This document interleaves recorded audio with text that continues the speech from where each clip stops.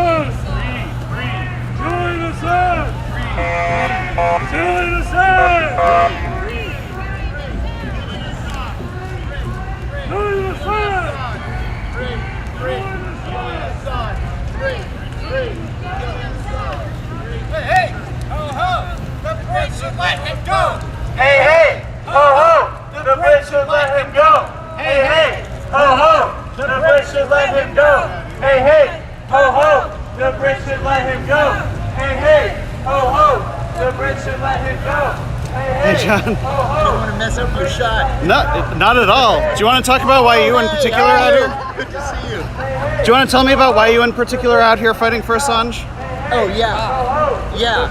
Wow, there are so many reasons. I don't even know where to begin. Why would we want any country, let alone our own, to get away with war crimes? The American people own the information that Julian Assange is responsible for releasing to us. We have a right to know what our government is doing in our name. So, you know, war crimes are the one thing. The other thing is, whether you like Julian Assange or not is irrelevant. You have to concede that the man is at least a publisher, and it's really, in my view, a journalist and a publisher. And he has a constitutional right to freedom of the press and freedom of speech just like the rest of us do. So, to prosecute this man, this is exactly what our country is supposed to stand against.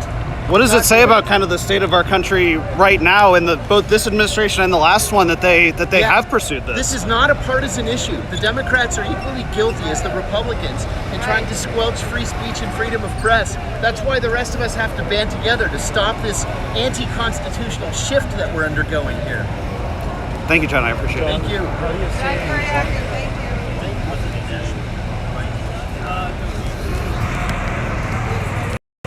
That was John Kiriakou, who served years in federal prison, also in his own whistleblowing case.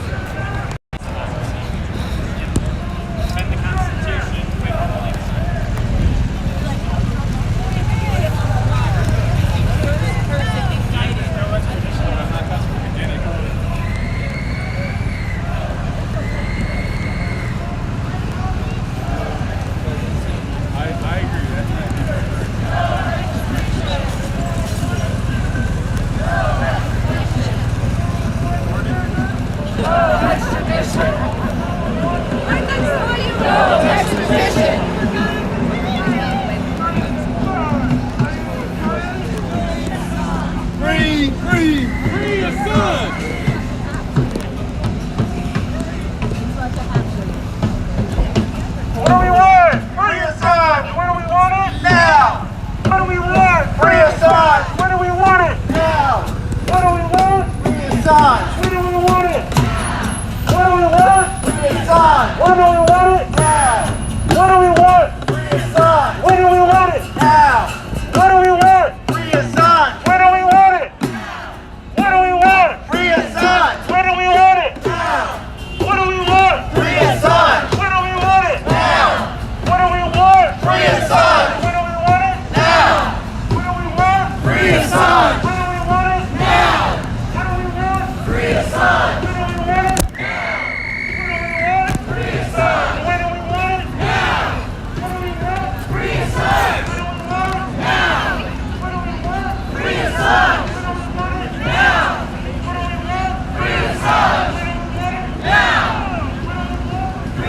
we want it? Now! What do we want? Free Assange! When do we want it? Now! What do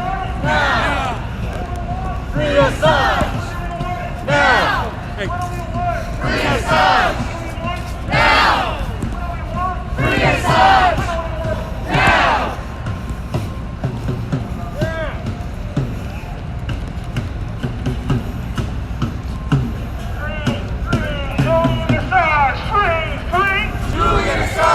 Free Assange! Julian Assange!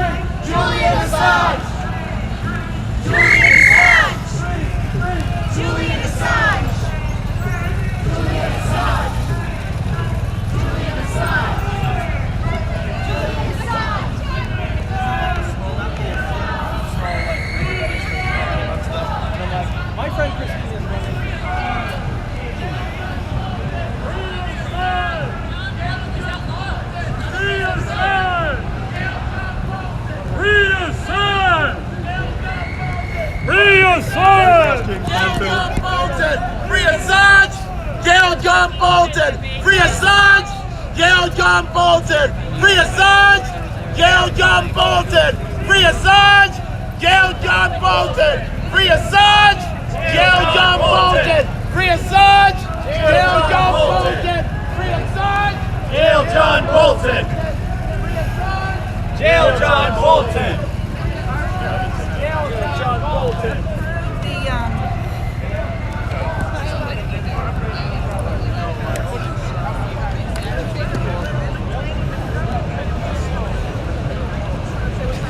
Spike, what's up? Good to see you, man. How are you Good to doing? see you. Yeah. Spike's so famous for that. Do you want to do a quick interview while we're walking? Sure, absolutely. So, Spike Cohen, Vice Presidential Libertarian Party candidate 2020. Why are you out here defending Julian Assange? Because Julian Assange is a journalist.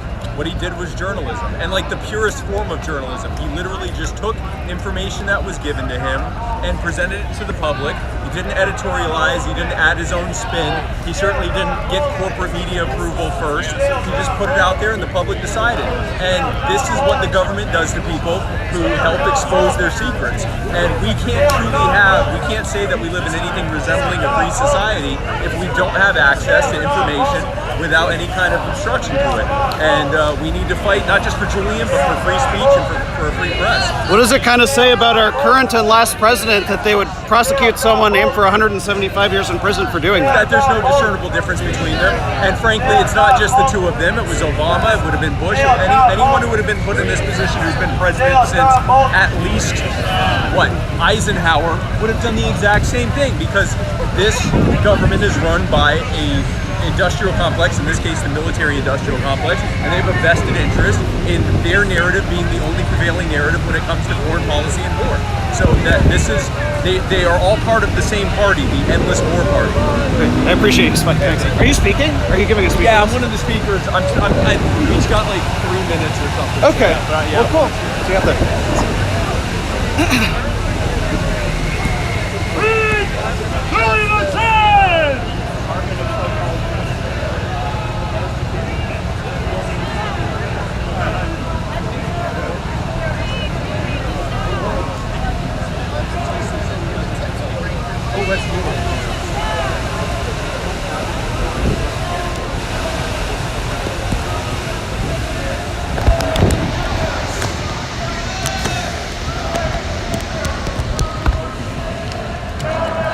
Hey brother, can I take a photo of you?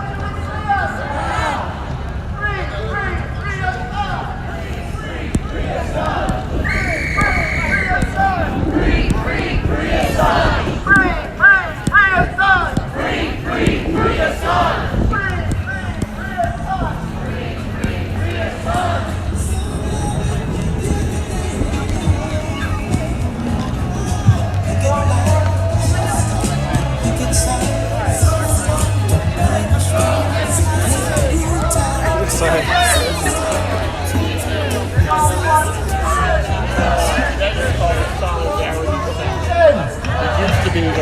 There's only one decision. There's only one decision. There's only one decision. There's only one decision. There's only one decision. There's only one decision. There's only one decision. There's only one decision. There's only one decision. There's only one decision. There's only one decision. There's only one decision.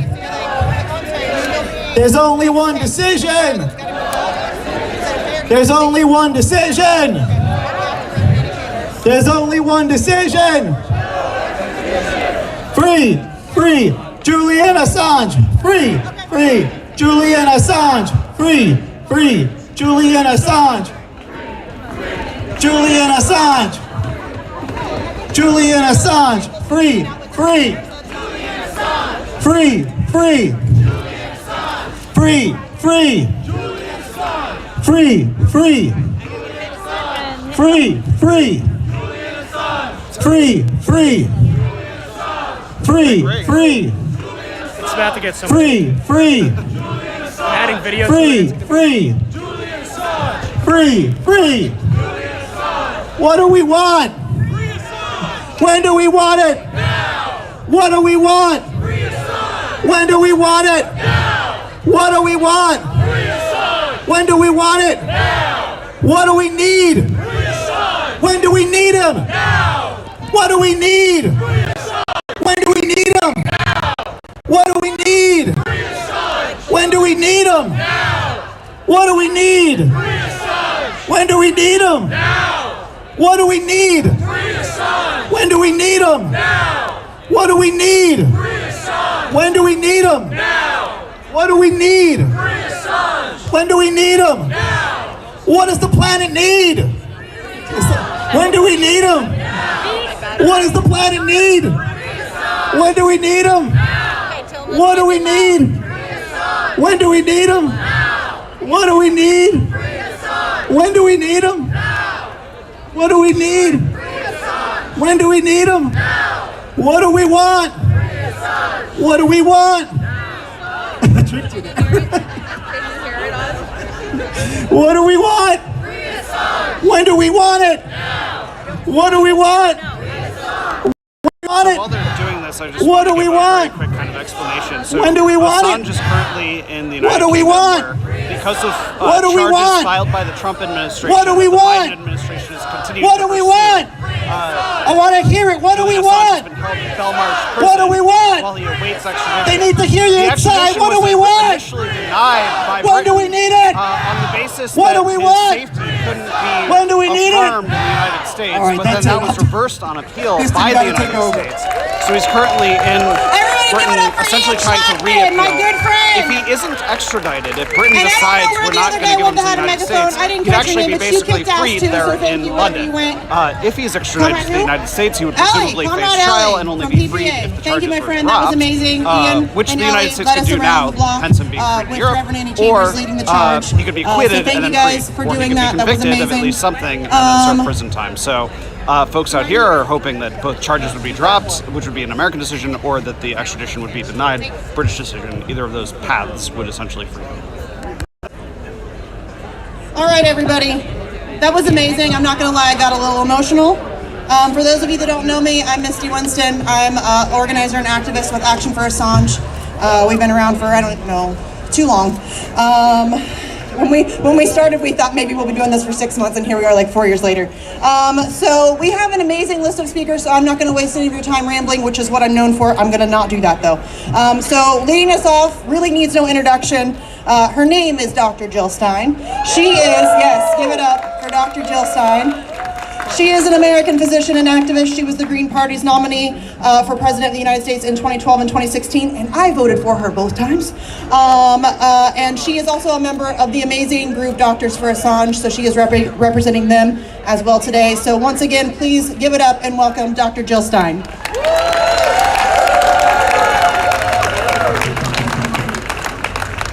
Thank you so much for everything you do. Everyone here is a hero. We are all Julian Assange. We all need Julian Assange, and we all need to stand in for him as best as we can until Julian Assange is free. I especially want to thank the members of the press, because the real press is here today, not the oppressed, who are the ones that should be here, but are busy keeping us down in so many ways.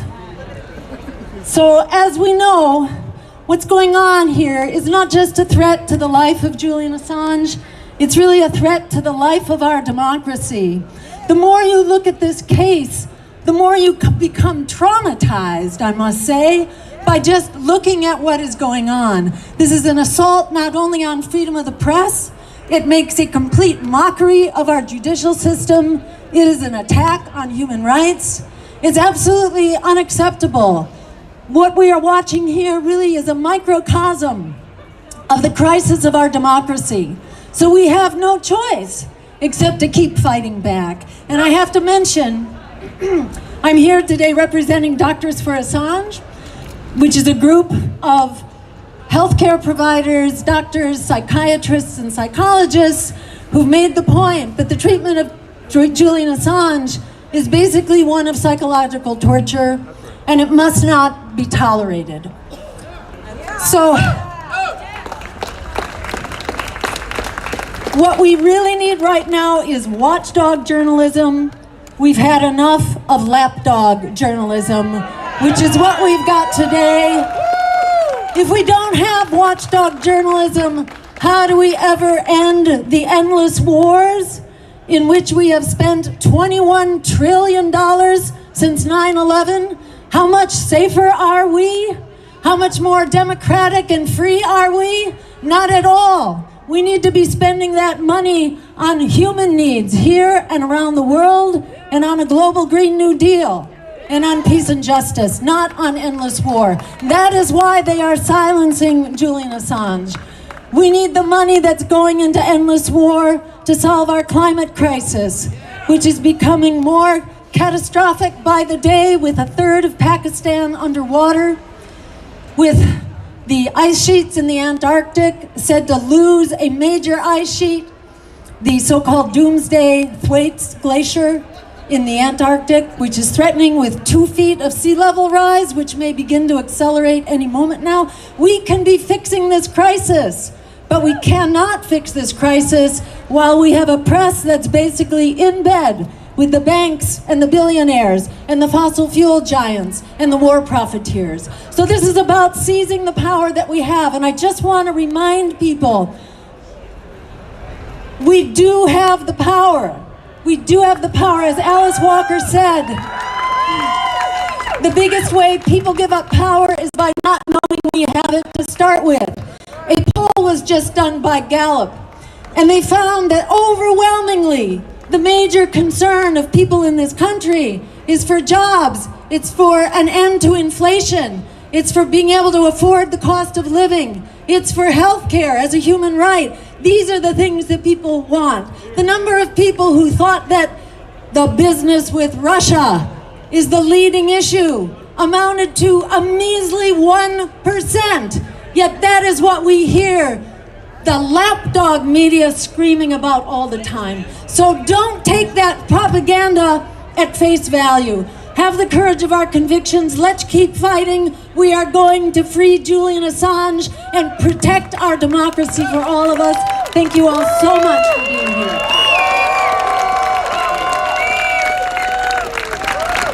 Wow, let's hear it for Jill Stein. Woo! How you guys doing? My name's Amber King. I'm with Roar Media, flew out from the beautiful Pacific Northwest to join you all here today. And I would like to introduce our next speaker. Please give it up for Chip Gibbons. He is the Policy Director of Defending Rights and Dissent, where he advises lawmakers on the Espionage Act and the First Amendment implications of pending legislation. As a journalist, Chip has analyzed U.S. prosecutions of our truth tellers, highlighting the violations against the First Amendment and human rights. Please give it up for Chip.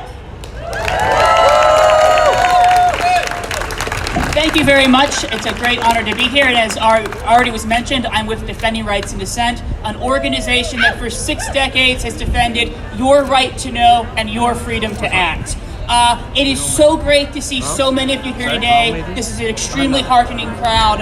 It is inspiring, but I want to take a minute at the beginning to remind us of some of the people who could not be here today, like Edward Snowden, who is in exile because he exposed how our government lied on or spied on us in violation of their own laws and lied about it. Like Daniel Hale, who right now is in a communications management unit for exposing the realities of drone warfare. Communication management units are draconian prisons reserved for terrorists. The drone program is terrorism, not whistleblowing. And of course, the reason we're all here today, Julian Assange, who is right now in Belmarsh, one of the most draconian prisons in the world. Once again, generally reserved for terrorism. Very interesting. The person who exposed the terrorism is the one there.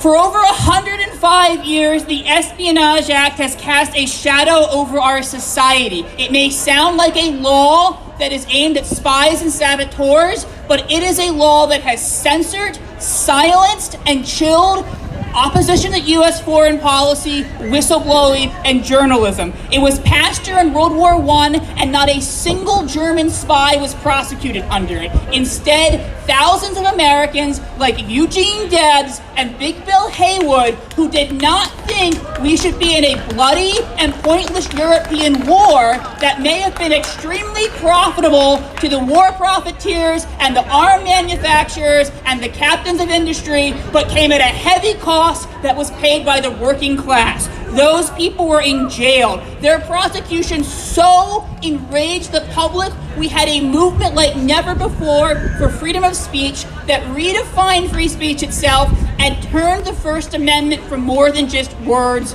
on a piece of paper. Unfortunately, in spite of those fantastic victories, 100 years later, we still have unfinished business with the Espionage Act. And I also want to be clear that there is clearly a through line between putting Eugene Debs in jail for saying, and this was the quote that landed him in jail, "If war be right, let the people decide," and persecuting Julian Assange, a journalist who believes that if wars can be started on lies, then peace can be brought by truth. Starting with Daniel Ellsberg, the Espionage Act took on a new purpose: silencing and prosecuting whistleblowers. And the national security state, from as soon as the Pentagon Papers were published, began salivating at the idea of putting away journalists under the Espionage Act. But for decades, that was considered a bridge too far, even by CIA directors and other people who were all willing to use it against whistleblowers. That is until Julian Assange became the first person ever indicted under the Espionage Act for the publishing of truthful information. And we want to make sure he's the last person indicted for publishing truthful information, and that he never stands trial in this country, because if they bring Julian here, it will not just be Assange on trial in the Eastern District, it will be our First Amendment in the docket as well. So we have to make sure the U.S. government never gets its hands on Julian, and that we amend the Espionage Act so that it can no longer be used to incarcerate, jail, and intimidate those of us who oppose the policies of war and empire. Thank you very much.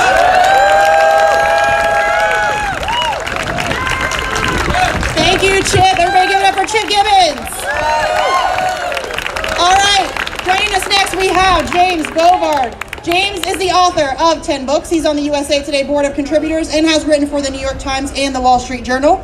He wrote an article in 2019 in the USA Today calling for awarding Julian Assange with the Presidential Medal of Freedom instead of federal indictment. So everybody please welcome James Bovard.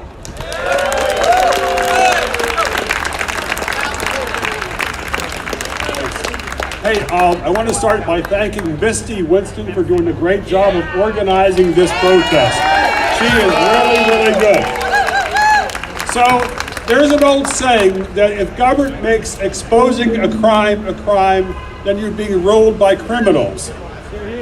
Except for Joe Biden. And except for Merrick Garland here. Maybe except for Christopher Wray, but I'm not sure. So I was trying to make sure I got those caveats added to add to my dossier. Don't forget Donald Trump. Yep. So did everybody here get the official informant bingo game bingo card? So we keep track of the informants? No. Okay. I'll draw the curtain on that. 4 years ago, I did a piece for USA Today that said that instead of an indictment, Julian Assange should get a Presidential Medal of Freedom.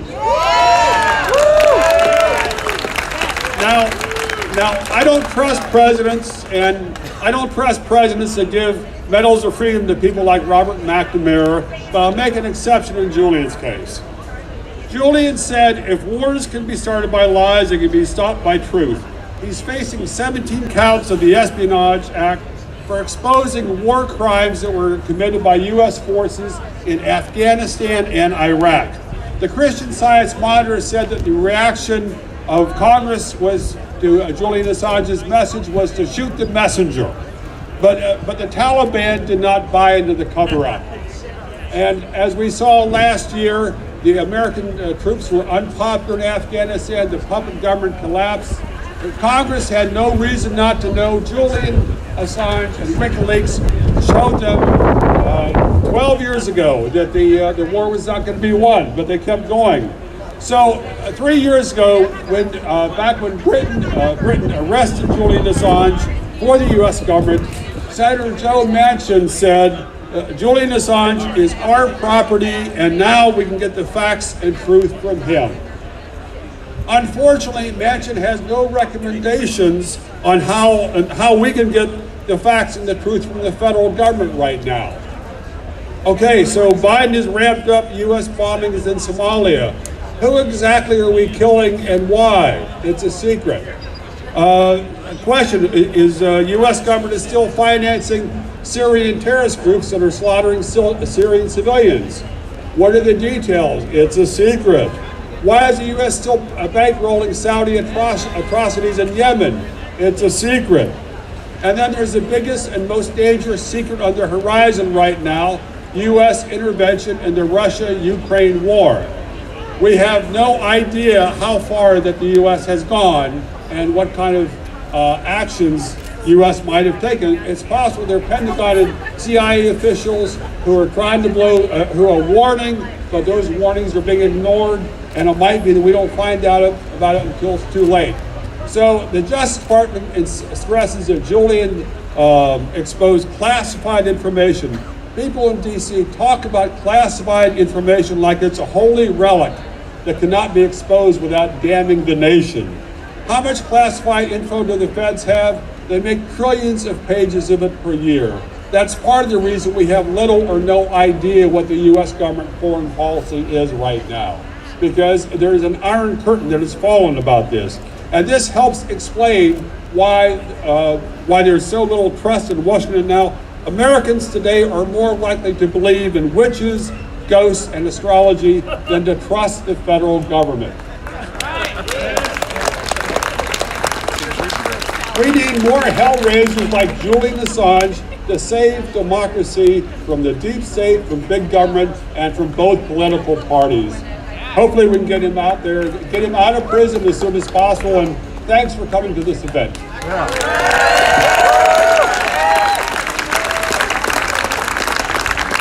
Thank you, Mr. Bovard. All right. Next, we know him as a political analyst and a progressive radio talk show host. Garland Nixon has served on the board of the ACLU National Board and appeared on multiple TV and radio programs, and my favorite one to watch on Rockfin. Please welcome Garland Nixon. Hello, hello, and a special hello to my favorite person who's here, Medea Benjamin. Love Medea. Yay, that's it for Medea. So, you know, I didn't really have a plan, but on the way over here, a friend of mine, I was talking to a friend of mine on the phone, and I was getting, you know, why are you doing that? You know, the empire's too powerful, you're not going to get anywhere, blah, blah, blah. And I thought about this very short story. It's a good story. I made it up. So there's a guy at the dock. He's standing on the dock, and he's pushing against this aircraft carrier. And somebody walks up to him, and they're like, what are you doing that for? You're wasting your time. You will never move that aircraft carrier. And he says, well, it's a hobby. It's just what I do. I'm a pusher of aircraft carriers. I do it because I enjoy doing it. Whether it moves or not, I'm going to keep doing it. Here's my point, because a special hello also to the people, those who are in the national security, enforcement agencies who are here. You know who you are. I just want to say hi and thanks for helping build up the crowd a little bit. But my point is this. When it comes to this, don't get frustrated. That's what we have to be when it comes to activism. I want to be the person to say to everyone, you don't know if it's going to work, if it's not going to work. Don't be the angry activist. Enjoy your activism. Do it because it's who you are and it's what you do. As a black person, I always think back like to W.E.B. Du Bois, to people in 1900 and 1910 who had no chance that in their lifetime they would achieve what they wanted, but they did it because it was who they are. So to those in the national security state who are here trying to figure a way that they can turn down the volume on this thing, it's not going to happen. We're going to continue to do this. We're going to stand for Julian Assange because it's who we are, it's what we do, and we're not going to stop, and we're going to enjoy the fight. Thank you.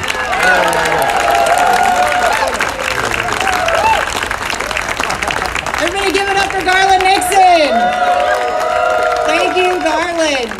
Okay, I'm personally pretty pumped about being able to introduce our next speaker. She, I think, came from the womb and was immediately in the streets. She is a minister, a Black Panther. She was instrumental to the Poor People's Campaign and is well known for her work as a grassroots community activist for welfare, housing, and healthcare rights. Everybody, please give it up for the legend herself, Reverend Annie Chambers.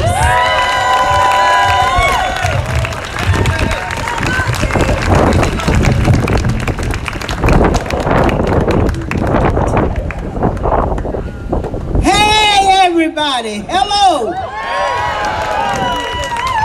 I'm so glad to be here with you today and to speak on what we used to call in the Pampers a true soldier.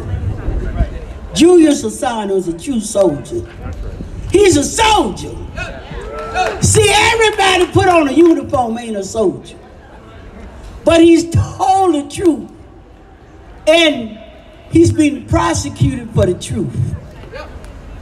He's been prosecuted.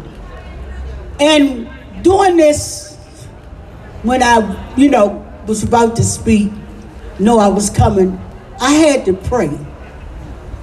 My prayers. Because I've been praying for him ever since they incarcerated him. Along with a lot of other of us, he's incarcerated unjustly. But look where we are. We're in America. A country that was stolen on lies. A country where people with class, as I was explaining to some of my colleagues and one of my sons and my husband coming over here when they talk of what they call class. Class is money. That's all it is. So, we're in a country that thrives on greed and the viciousness. And when he told the truth about us going other countries, oppressing other people, stealing wealth from other people in other countries, he had to be stopped. That's what they think they can do.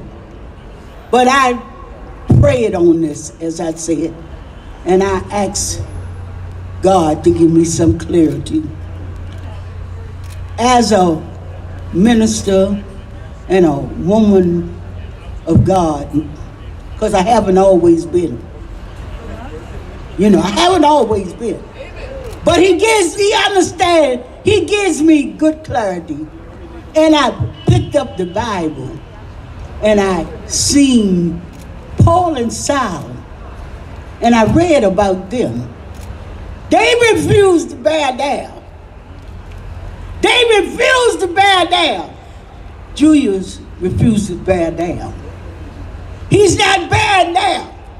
I know that he's suffering, and I know that he's being tortured, and he's being abused. But we must understand there's still a higher power. I have belief in this power. I know that this power worked because it brought me through. And it's brought a lot of other, my comrades, through. And we have to understand that while we have to fight this battle, and I say it all the time, whenever I speak into my family, I may not see it in my lifetime.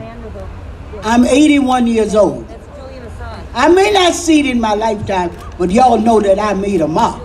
I'm going to be fighting. That's what I tell them. But you remember the Roman Empire? Biggest empire in the world. Thought they could conquer the world. But it was not done. It was not so. That's what America think they are. The greed here in America is so greedy, they think that they can conquer the world, that they can control the whole world. Well, I'm here to tell you that it is not true, America. The Holy Spirit has showed me. America, do you see how we are divided? Even, you know, you got this group and that group. And I'm talking about the political parties. I just want to say the Democratic Party, the Republican Party, the everybody's party, but we don't have togetherness party. We don't have a togetherness. And American people, we gotta oppress somebody else. Why they coming to our country? I said, ain't yours, and why the hell you come here? Why you come here? It wasn't yours either. Well, they come here getting my job. It wasn't your job in the first place. You understand? So we have to be able to fight against oppression in America and fight for change. That is my whole goal, is to fight for change and oppression in America. But I want Julius to know, I may not never get to meet him or see him, but I want him to know, if ever there's a message getting to him, that I pray for him every night, because that's my faith. That's my faith. That's my belief. I know that he's going to come out victorious. He's going to win. All we got to do is to keep him out of the hellhole worse than he's in, and that's America. Keep Julius out of America. When we do that, we got to fight here in America and say no oppression, no for none of us. But we got to fight for Julius Assange. And I want him to know, and his family, and all of y'all to know that every night I pray. Every day I wake up saying, Lord, please bless and keep him. We know that he's suffering. Because who stays in isolation that don't suffer? I got some Black Panther brothers and sisters can tell you about how they stayed in isolation and the abuse that they did to us while we was in prison. So just imagine that 10 times over for him. But keep him out of America. I said to you today, not today, not tomorrow, not ever. Not ever. They should be able to put his feet on this hellhole of a soil called America. God bless you.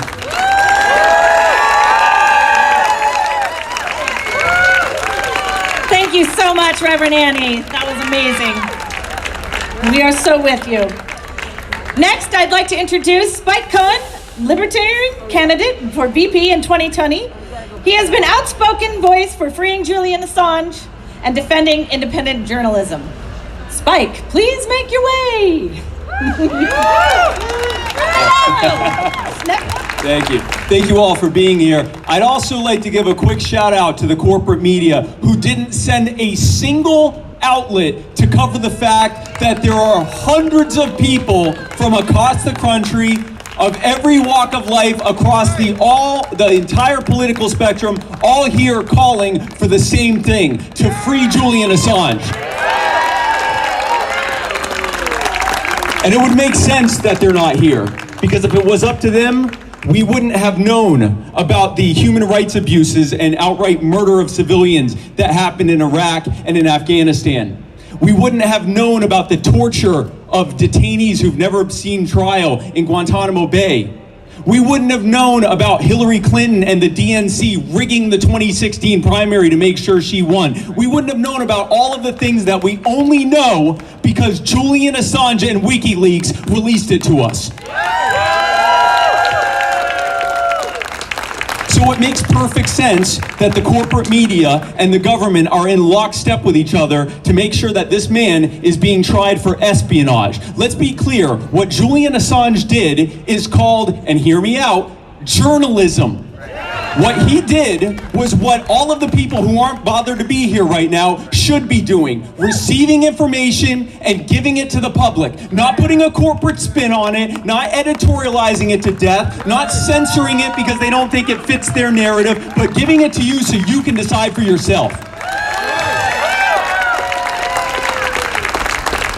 Julian Assange and WikiLeaks and all of the free independent media that are here, they are the only thing separating you from having absolutely no idea what this government and what this corporate media is doing. They're the only thing that are separating it. Now, the one thing that we keep being told is, well, maybe it was journalism, but if you think about it, the information that Julian released was a threat and was helping these foreign dictatorships, our enemies, these dictatorships. Well, let's take a look at what these dictatorships are doing. Brutally repressing people in their countries, especially the most marginalized in their countries, destabilizing, bombing, invading their neighbors, and getting away with it with no accountability because they suppress that information from being shown to their public. Does any of that sound familiar? Yeah! It sounds like exactly what's happening here. The fact is, Julian wasn't trying to help dictatorships. He was trying to stop the United States from becoming one. And that's why they want him in jail. And that is why it is crucial that we continue to fight to set Julian free. As our numbers grow, as our voices grow louder, we will continue to fight to free Julian Assange until it happens. And if these monsters won't do it, then we'll vote to replace them with people who will. What do we want? When do we want it? You're damn right. Everybody give it up for Spike Cohen! Okay, so really quickly, and I'm going to do this without crying, I want to give just a really quick shout out. Earlier this summer, we lost one of our Assange warriors, Eric Levy. He was 94 years young, an amazing activist. I have him here on my button. He's here with us today. So I just wanted to give him a shout out. He was the best of us. So just wanted to bring that up really quick, and I did it without crying. Okay, coming up next, we have one of my favorite independent journalists, Dan Cohen. He's a journalist with Mint Press News and a filmmaker. And his latest film is Another Vision, which is a film about the inside of Haiti's uprising. So everybody, please give it up for Dan Cohen. Thank you, Misty. I want to give a huge round of applause to all the organizers who put this incredible event together and everybody who came out to stand for Assange today. I want to know, raise your hand if you are a reporter for the New York Times or the Washington Post or the Guardian. Are there any of you out there? No, there's not a single, I don't see any hands. One guy's raising his hand, but I think that's just so he can take a picture. But no, what does that say? That if you are a journalist, you're a reporter, and you are not here defending freedom of speech, defending your ability to speak the truth, it means you're not a journalist. you are a propagandist. That's why none of them are here.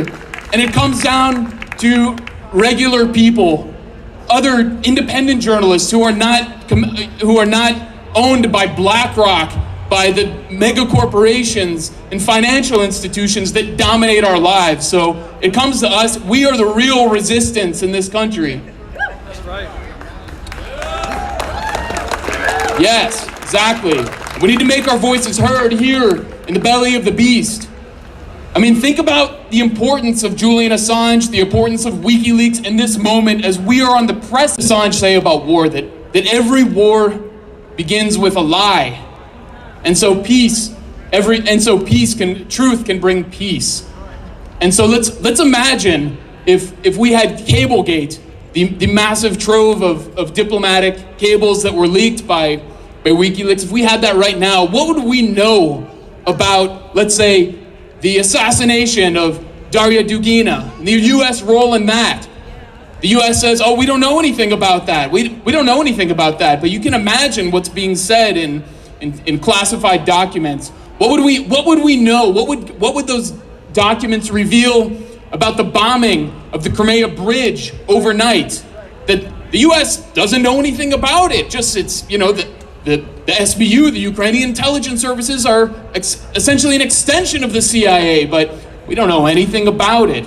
What would we learn about the assassination of Haitian President Jovenel Moïse last year? That the U.S.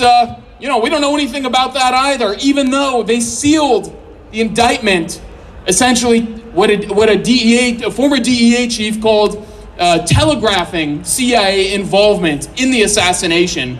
So the reason they're punishing Julian Assange is not because of what he did as one person. It's because he represents the truth that he and WikiLeaks bring to the people, represents a threat to the most violent and dangerous empire in the history of the world.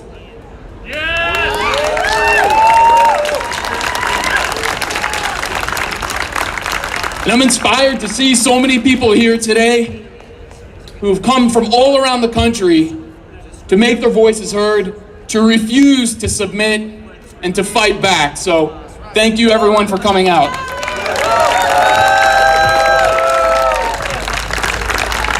Give it up for Dan Cohen, and go check out his movies too. Next, I'm going to introduce Bethany DuPont. Please make your way to the podium. She is the author and director of Haiti Liberté, the largest Haitian weekly that is published. We are very welcome to have you.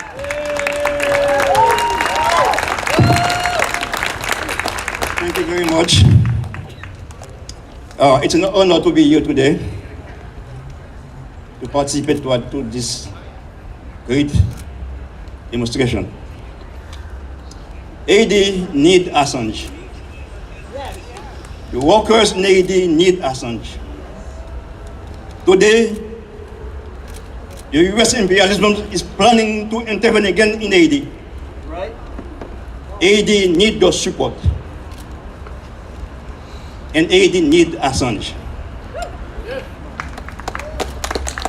Friends and comrades, in 2011, WikiLeaks provided Haiti Liberté newspaper with 2,000 pages of classified diplomatic cables, which allow our team to write dozens of articles over the past 11 years about Washington machination in Haiti. We have published articles about the U.S. try to sabotage Venezuela's project to provide cheap gas and loan account to Haiti known as Petro-Caribbean Fund. How it fought effort to raise Haiti minimum wage from $1.75 per day to $5 per day. How it unilaterally deployed U.S. troops into Haiti after January 2000 earthquake. How it integrated coup-making soldiers into Haiti police force. How it approved of deadly assault on Haitian Shanty Tamans, and how it fought tooth and nail for 7 years to stop President Aristide return to Haiti after he was exiled in 2004. We have also used the secret U.S. Embassy cables to profile corrupt Haitian politicians like Julian Assange and Rudy Erivo, expose the Haitian bourgeoisie attempts to turn the Haitian police into a private militia, and reveal that the U.S. official saw the UN military occupation of brutal, polluting, and ineffective force.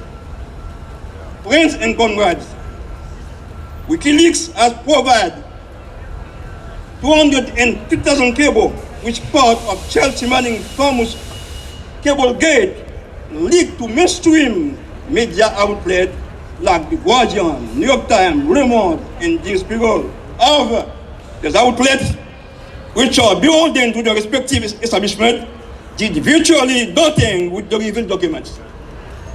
That is why Assange and WikiLeaks team undertook the difficult task of securely delivering the cable to Haiti Liberté in Haiti. They did similar deliveries around the world. It is for this valiant effort to disseminate truth and transparency to the world that Assange is now being held in virtually tortured and Belmarsh prison. It is one of the greatest travesty of justice in our lifetime. The fate of press freedom is in our hands.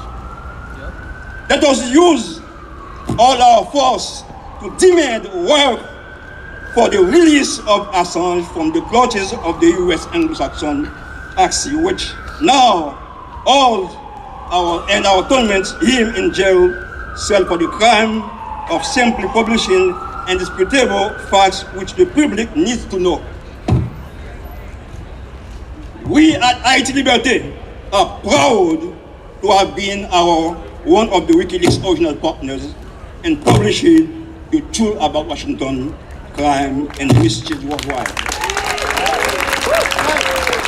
In this way, WikiLeaks has played an historic role in contributing to Haiti's national liberation struggle, as they have done in other countries.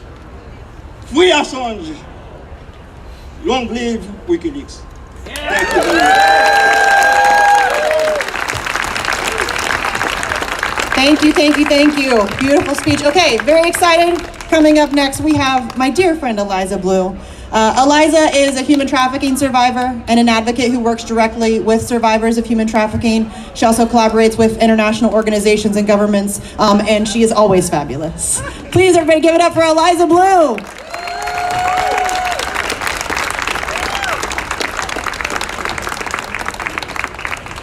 Hi, everyone.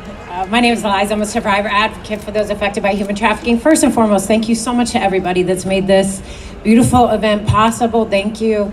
Thank you to everyone that has attended today. No thank you to the corporate press because they're not here. You're probably thinking to yourself, what on earth is a female survivor of human trafficking doing here and not over at the Women's March? See, that would, I guess to a logical mind, that would seem like it would make more sense. But the truth is, without a free press, we will have no one to cover women's issues. We will have no one to cover survivors' issues. That's why I'm here today. That's why I'm here today to advocate for the freedom of Julian Assange. See, when I made the decision to advocate for others' freedom, I didn't want to stop with survivors of human trafficking, or even just my own freedom. I want to advocate for all those who need to be free. Julian Assange is one of those people. But if we don't advocate for Julian Assange now, it will inevitably affect all of our freedom, especially press freedom. When it comes to survivors of human trafficking, we need an opportunity to speak out to a free press.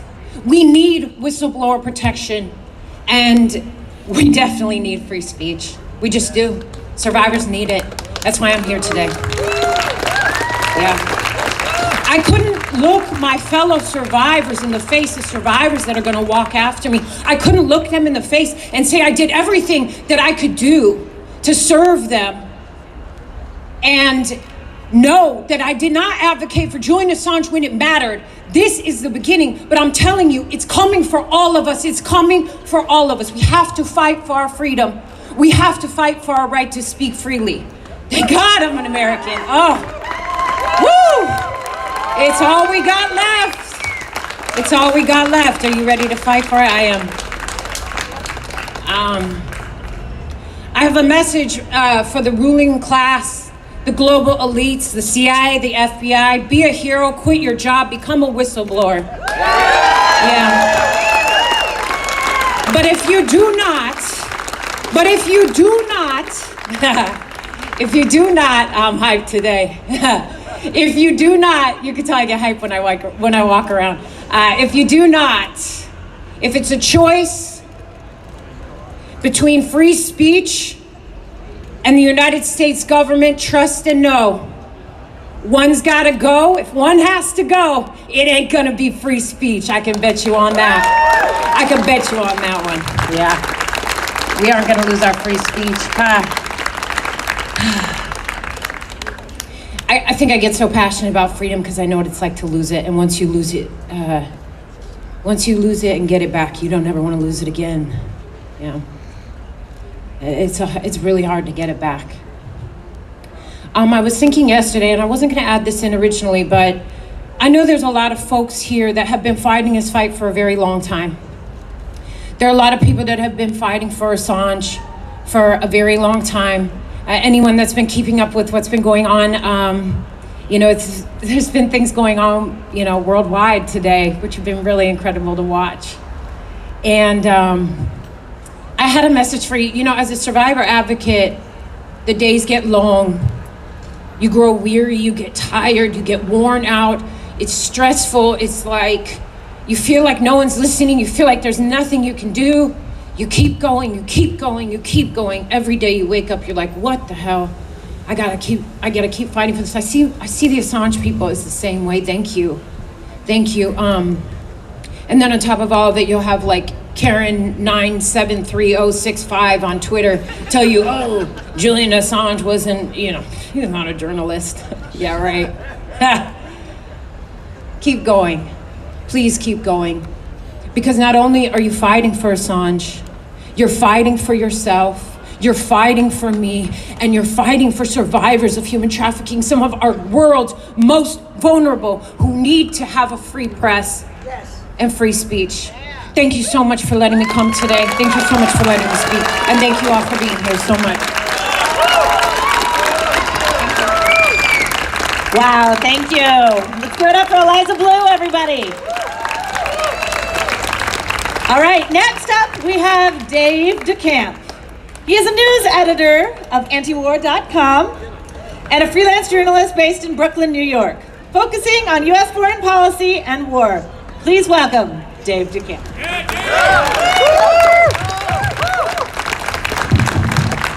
First, I just want to thank all the organizers for putting this together.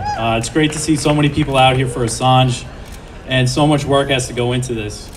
And so, when I'm talking to you today, we appear to be on the brink of nuclear war.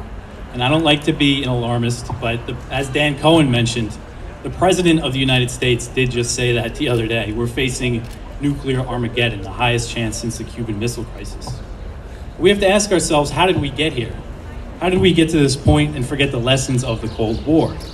Well, a few things happened, including giving up on the peace dividend after the collapse of the Soviet Union. Using the unipolar moment to pick on and destroy smaller countries. Responding to 9/11 by killing millions of people that had nothing to do with it. They made an enemy out of Russia when there was absolutely no reason to do so. And that's not me, that's George Kennan who said that. Now we're seeing a similar situation unfold with China, making war over Taiwan more likely.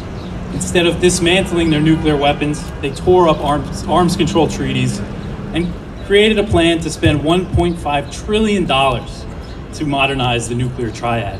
And they have to justify that somehow. So how could we let this happen? And the reason why is because we don't have more people like Julian Assange. and for exposing the truth and the deep-seated corruption that led us to this point. He's been vilified and tortured and kept away from his family. And why did they do that? Again, if there were more WikiLeaks and more people like Assange, we could find out the truth of what's going on, as Dan Cohen mentioned, with the war in Ukraine. There's strong evidence that the Biden administration wanted to prolong this war, that they sent Boris Johnson over there in April to kill a peace deal. But we don't know for sure. What we need right now is a WikiLeaks-style cable email dump to see what they've been saying to each other. Because that is going to reveal that they don't care about Ukrainians. They don't care about democracy or whatever they say. They want to weaken Russia, and they want to line the pockets of Lloyd Austin's buddies at Raytheon. That's what this is all about. So this is why we need more people like Julian Assange. And let me be absolutely clear, Julian Assange is a journalist. He has done no crimes, he has only exposed them. And the reason why this is so important, if he is prosecuted under the Espionage Act, which was passed during World War I to crush dissent, it will set the most dangerous precedent. Anybody who calls himself a journalist or any kind of media, or even if you just put information out into the world, this could set a precedent that if you publish something, tell somebody something that the government doesn't like, they could put you away for life. So that's why I'm here today, because this is not just about the First Amendment. This is a freedom issue. This is about liberty, what little liberty we have left. So for peace and our time, we need our government, the U.S. empire, to free Julian Assange. And that's what we should all be screaming from the rooftops. But instead, there's no mainstream journalists here. So it's up to us to get the word out to everybody. Thank you. Free Assange. Everybody give it up for Dave DeCamp. Okay, really quick housekeeping note. If you are in independent media, because, you know, corporate media is not here, but if you are in independent media, first of all, thank you for showing up. Second of all, if you would like an interview with any of our speakers and they're available, we have a tent set up right down there. You can go and register with Suzanne and she can get you set up with any of our speakers. So just so you know, go through Suzanne. Okay, coming up next, we have Esther Everum. Who is an author, multidisciplinary artist, and independent journalist who produces and hosts on the ground voices of resistance from the nation's capital on podcast and more than 25 stations on the Pacifica Radio Network. Everybody give it up for Esther Everum.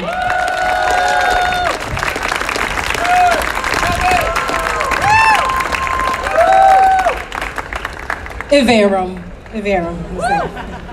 It's so good to be here today to stand up for a journalist and to stand up for Julian Assange. And I say that because so many people in corporate media will say Julian Assange is not a journalist. And I say back to them, you're not a journalist. And so I want the Clintons, the Obamas, the Bushes, and Mike Pompeo to know that you may try to silence Julian Assange, but the thing about facts is that facts don't die. They don't die. They don't change. They don't become unfacts. They don't become untrue.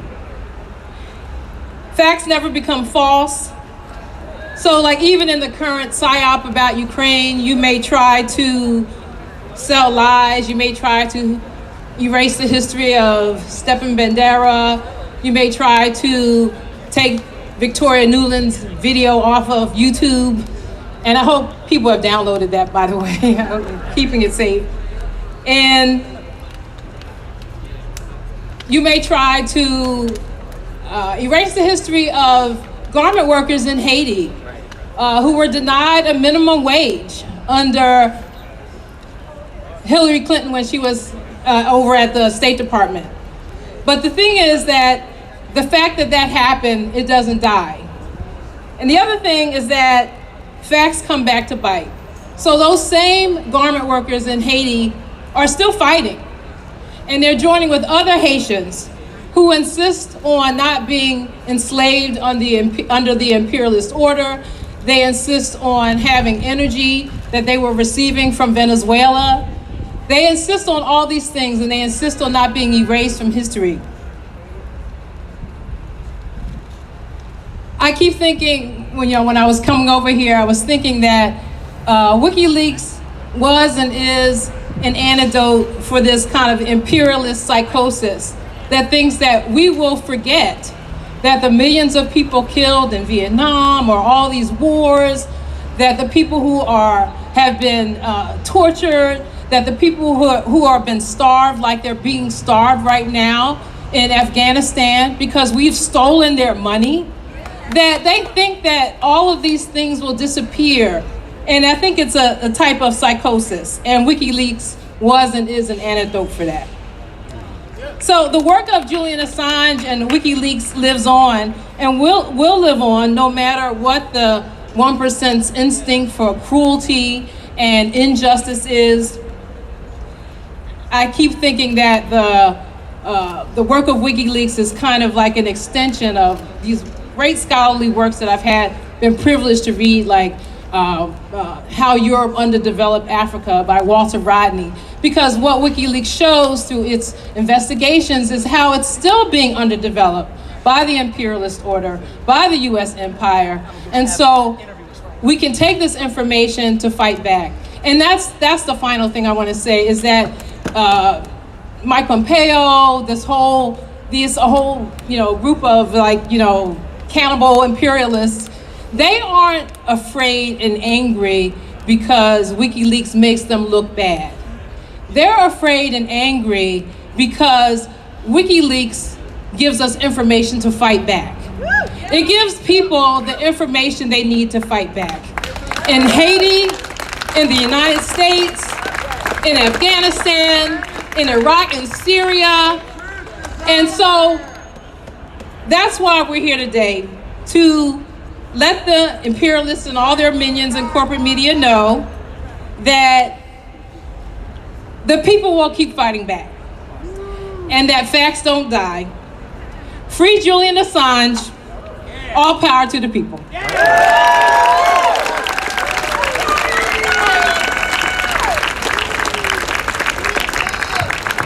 Free Assange, everybody. Thank you so much. Let's give it up for Esther Ibram. Woo, Ibram. I knew that. Oh, all right. Well, next, I am very, very excited to have a wonderful musical treat with our friend Lucy and Chicana. And you have some friends with you? They're still working. That figures. Everybody's got to pay the rent. Okay.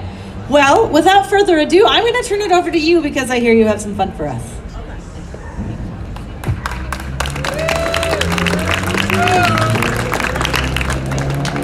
I invited my friend from Chile, Karen Andrea Morales Chacana, better known as Chacana with the Teatro de la Bolsa, to join me because 1973 in Chile was an eye-opener for me.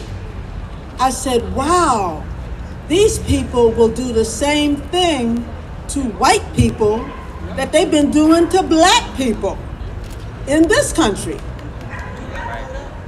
And so we are members of the Black Workers Center Chorus. And our job is not for you to listen to us, but to get you to sing with us. And we do it in at least English and Spanish. So can everybody say Libera? Libera. Assange. Assange. No nos moverán. No nos moverán. Oh, y'all look good. Libera Assange. No nos moverán. Libera Assange. No nos moverán como un árbol firme, firme junto al río.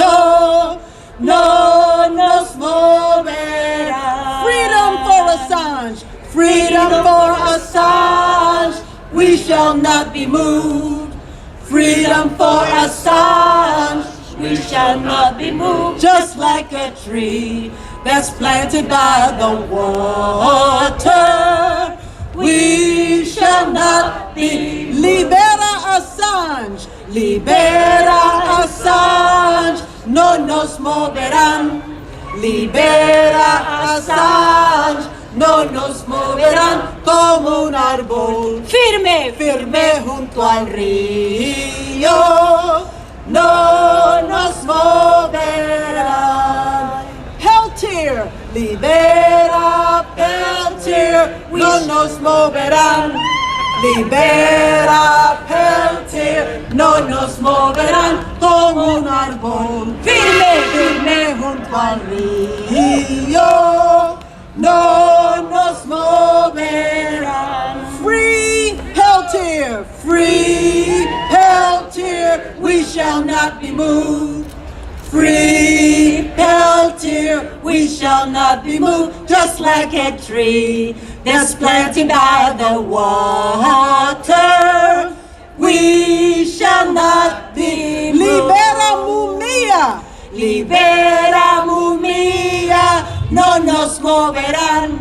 Libera Mumia, no nos moverán como un árbol. Firme, firme junto al río, no nos moverán. Free Assange, free Assange, we shall not be moved.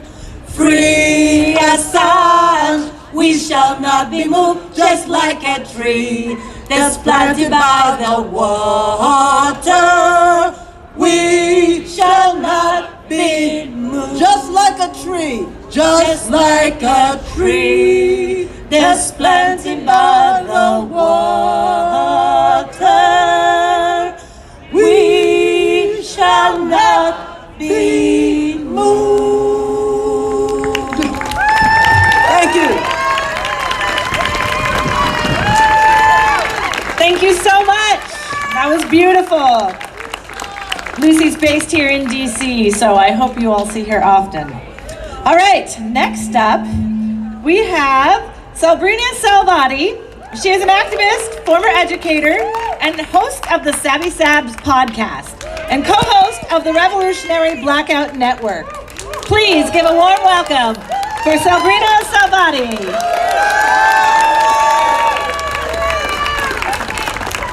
Oh dear.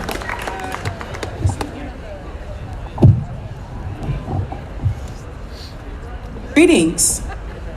I'm a little short here, but here we go. First and foremost, big shout out to Misty for putting this together. All the Assange activists as well.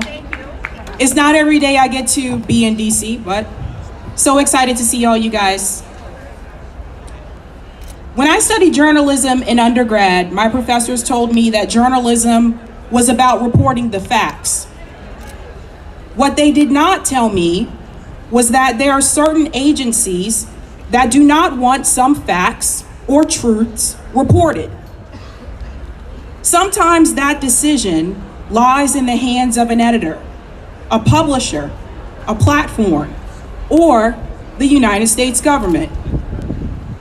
Julian Assange is currently imprisoned for reporting the facts, for revealing harsh truths about US war crimes. He's being tortured for doing his job. Some government officials, like John Bolton,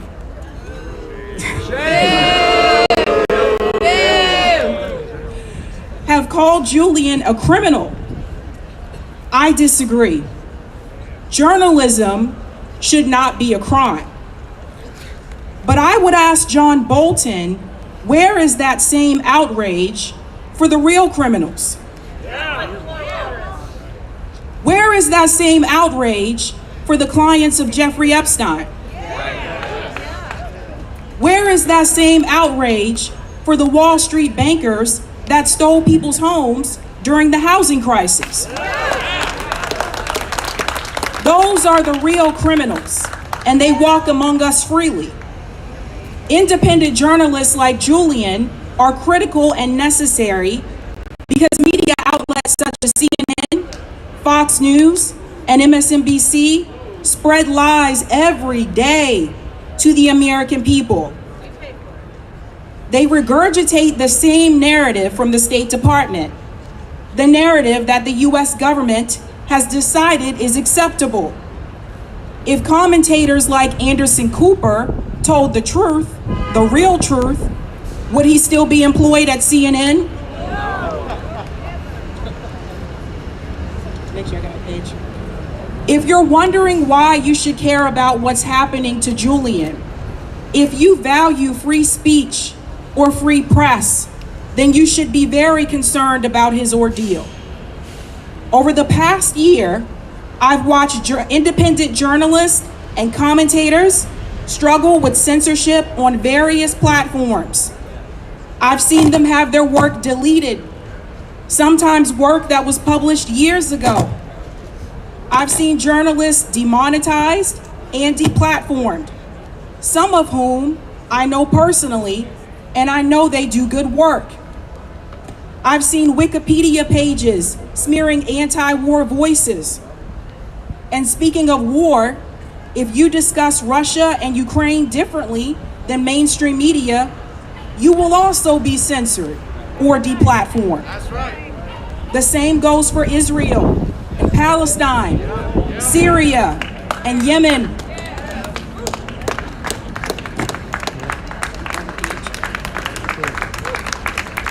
Censorship did not start with Julian Assange, and he is not alone. We must also mention voices like Daniel Hale and Mumia Jamal. But we must also ask our representatives in DC, where do they stand on this issue? In particular, the progressive members in Congress. With the exception of Ilhan Omar, where does the squad stand on Julian Assange and the issue of free speech? Why are they silent on this issue? If they're not willing to stand up for free speech, then they will vote accordingly. And we may not have independent media, the same media that gave them a platform when CNN would not. The same media that got them elected. So this time, it's Julian Assange. Next time, it could be someone else if we don't protect free speech. Next time, it could be you. Thank you.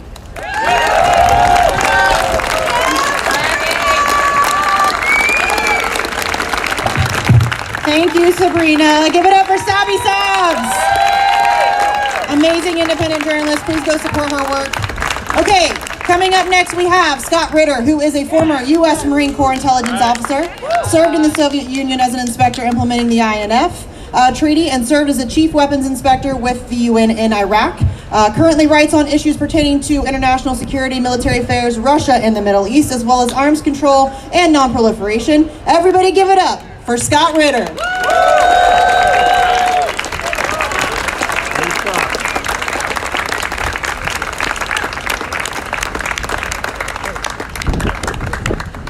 Thank you very much. It's an honor and privilege to be out here today to speak with you.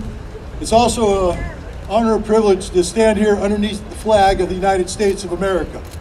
I took an oath to uphold and defend the Constitution of the United States. It's an oath I took seriously, and I know there's many in the audience today who have taken the same oath. And I know there's some people out here who are watching us who have taken the same oath. Thank you for your service. But the important thing about that oath is what it stands for. It doesn't stand for, I will defend the President of the United States no matter what. It stands for, I will defend the Constitution. I will uphold and defend the Constitution, and the First Amendment of that Constitution is freedom of speech.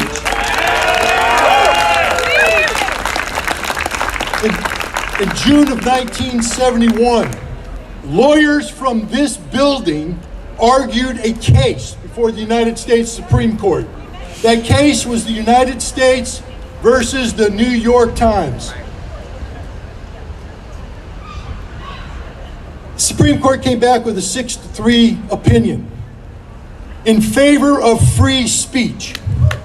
What they said at the time is that the First Amendment doesn't allow the government to suppress the press, but the press to suppress the government.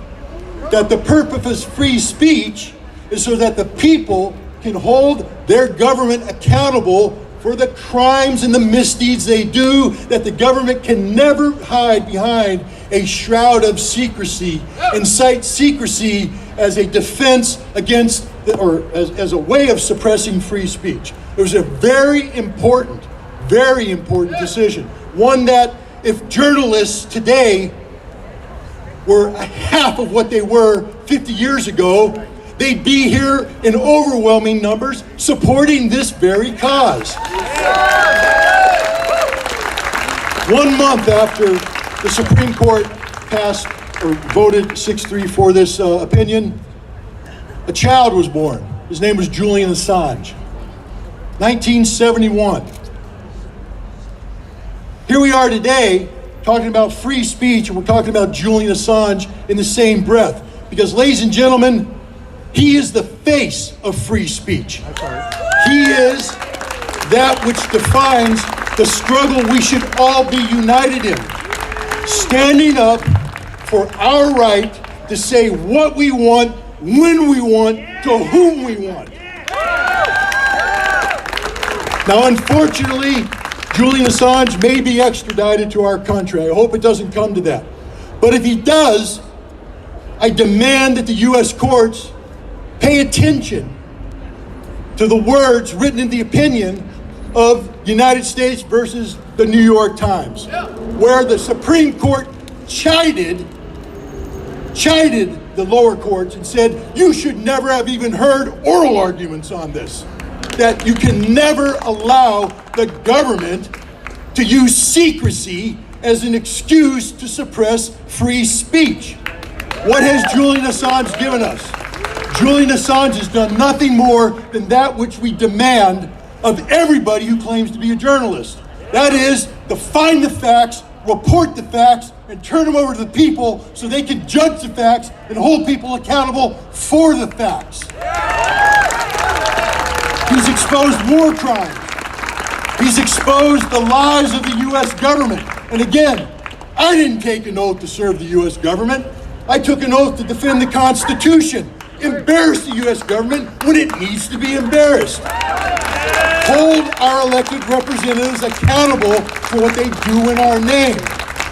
It's a shame, but I'm proud of it, that a foreigner has to serve as a better example of defending American values than many American journalists. So we gather here under this flag. This flag is supposed to stand for something. I wore this flag proudly on my shoulder when I served in the Marine Corps. But this flag stands for the defense of truth. And I'm telling you right now, Department of Justice, if you dare hold Julian accountable for a violation of the law that did not occur, then take this flag down and hoist the Jolly Roger, because piracy of American democracy has taken place. Thank you very much. Thank you for coming out. Give it up for Scott Ritter, everybody. Wow. Thank you so much. All right, well, our next speaker needs no introduction. She is the most colorful person at every protest. She has been the strongest anti-war advocate that I have known in my lifetime, and the only reason that I'm here today is because my father was able to make it home from Vietnam. So please give it up for Medea Benjamin, founder of Go Pink. Well, it's a little bit cold out here, but it warms my heart to see all of you, because I've been to so many Julian Assange protests, and in a lot of them, there's just like 20 of us, right? So it's really great. And I don't know, raise your hand if you saw any of the footage that came out from London today. Wasn't that amazing? Amazing. There were so many people. It was so beautiful. So you organizers are extraordinary, because you're bringing together people who normally don't come together. I see people I don't know, and that's really nice. And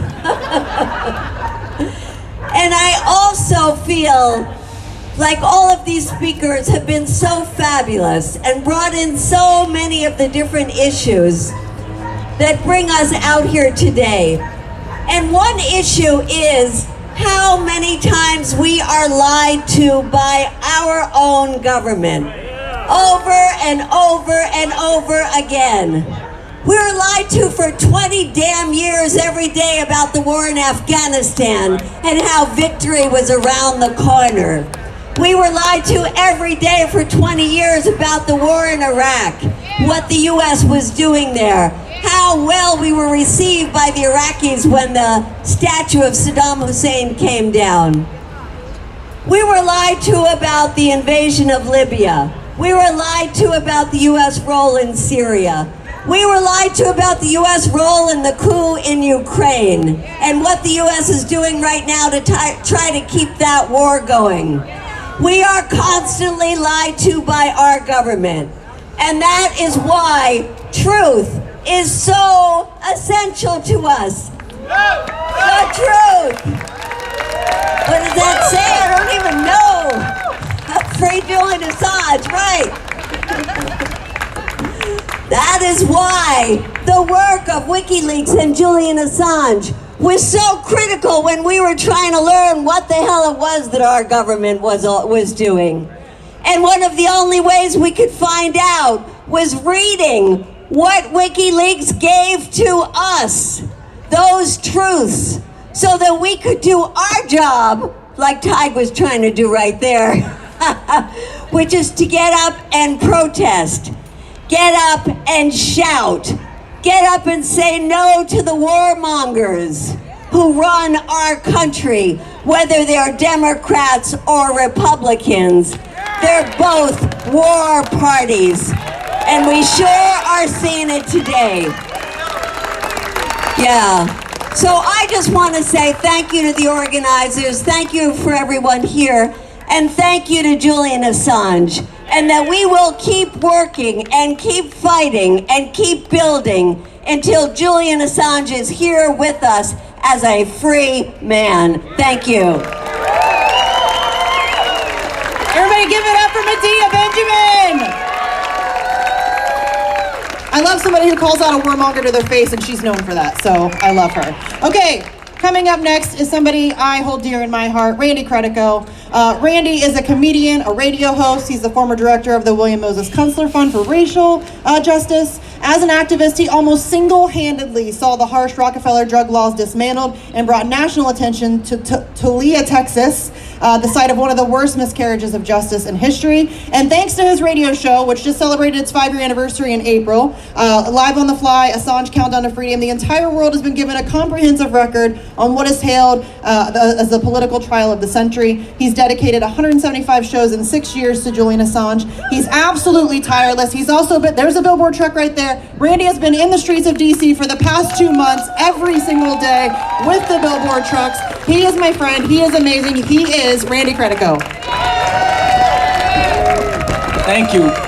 How about a big hand of applause for Misty and her crew for this wonderful gathering today. It really is nice. This is the biggest one. Chuck and I were here last August out in front, and there were only 3 people there. We said, August is a good time to do this, 3 days in a row. So we started the billboard truck August 8th. We've been doing it for 60 days.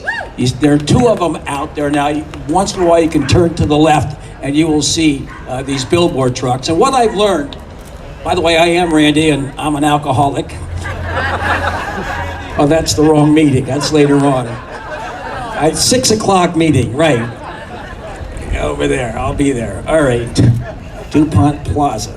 All right, we've been here for the last 2 months, and we're going to be going on for at least another month and a half, courtesy of Ben Cohen, who has just helped finance us going forward. And what I've learned, I was just talking to Chris Hedges, is that we've been on the streets, we've been talking to people for the last 2 months, is that this is going to be a very tough road to hoe going forward, because there's a lot of apathy and a lot of antipathy towards Julian Assange here in DC. So it's going to be difficult. We're up against a mammoth force out there. It is going to, we got to continue being out there every single day. This is so important. People got to know how important this is. We have to be unified. We have to act as one and inform other people. We got to inform other people. Bill Kunstler said May 10th, 1970, after the slaughter at Kent State, he said the biggest problem, the biggest mistake that the German people made was they just didn't understand the threat of the boots until the boots were at the front door. So we've got to know that this right here, this case here of Julian Assange, if he goes, what goes next? The Bill of Rights. The Bill of Rights goes. What goes next? What's left of this democracy, this fragile ersatz democracy, it's gone after that. And then the boots will be at our door. So we have to act together. I don't care, as Bill Kunstler said back then, if you're a weatherman or with the ACLU, we must all act together, focus, and continue fighting, organizing, get on the streets, because this is the fight of our life. We can do it. We can do it. It has been done before. Toussaint Louverture did it. Garibaldi with 1,000 men conquered or liberated Sicily and then Naples. We can do this if we stay together, organize, and act as one. So there are a lot of speakers. There's another 85 speakers. So the final speaker is slated at 7:30 tomorrow night. So don't miss it. No, we got some great speakers left. I want to thank you once again, the local people came down from New York for all of the work. Let's just keep moving forward. Thank you. Let's give it up for Randy Credigo, everybody. Woo! All right, it's getting crazy with the podium here. Okay, our next speaker needs also no introduction. He is the co-founder of your favorite ice cream, Ben & Jerry's.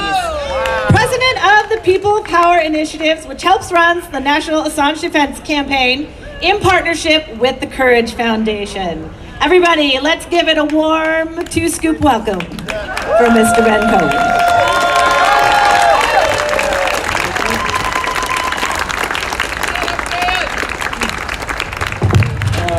Thank you. There must be someone that's there as well, though. There is ice cream over there. You know, when I met with Julian at the Ecuadorian embassy, what struck me was his intelligence, his compassion, and his belief in the power of truth as an antidote to being awash in a world of lies. As Julian said, if wars can be started by lies, peace can be started by truth. But now, according to the US government, publishing the truth has become a crime. As the UN Raconteur on Torture has said, a murderous system is being created before our very eyes. They are literally killing the messenger. 3 years in solitary, and he hasn't been convicted of anything that he's been indicted for. Compare that with how they treat insurrectionists. Here's the thing. There's no democracy without freedom of the press, because it's only a free press that can hold government accountable. That's right. And there's no freedom of the press without a free Assange. Obama understood that and refused to indict him. Trump reversed that decision, and now Biden is following in Trump's footsteps. As long as Assange is under indictment for publishing the truth, freedom of the press is just some meaningless highfalutin words. The truths he published reveal that the US military lies to the people, the press, and the government. The US government permits our military to commit war crimes, and the CIA lies to Congress. None of this can be denied because Assange published the actual source documents. Here's what Biden and the DOJ are really saying by prosecuting Assange. They say, if the US government wants to lie, by God, we're gonna lie. If we want to cover things up, we're gonna cover them up. If we want to hide the truth, we're gonna hide the truth. And we're not gonna let some little pipsqueak publisher get in our way. We will smear his name, we will prosecute him, we will torture him. Let this be a lesson to any journalist, anywhere in the world, who dares to publish truths that we don't want people to know, regardless of whether you're a US citizen or not. We will smite you down. We will use the full power and influence of the United States throughout the world to make your life a living hell. That's the truth. And here's another lie. Speaking on the occasion of World Press Freedom Day, President Biden proclaimed at least 360 people worldwide are currently imprisoned for their work in journalism. We all stand in solidarity with these journalists. For as Thomas Jefferson wrote in 1786, our liberty depends on the freedom of the press, and that cannot be limited without being lost. Biden failed to mention that one of those imprisoned journalists is Julian Assange. Let's get out there, drop the charges, free Julian. Everybody give it up for Ben Cohen. Hey, since he's right there, we already talked about the billboard truck with Randy, who's done an amazing job. James is in the truck right there. James is a small business owner here in DC. He runs DC billboard, mobile billboards. Give it up for James. We work with him every time we come to DC, and he is fantastic. So shout out to James. And he's been stuck with Randy for 2 months. I mean, really.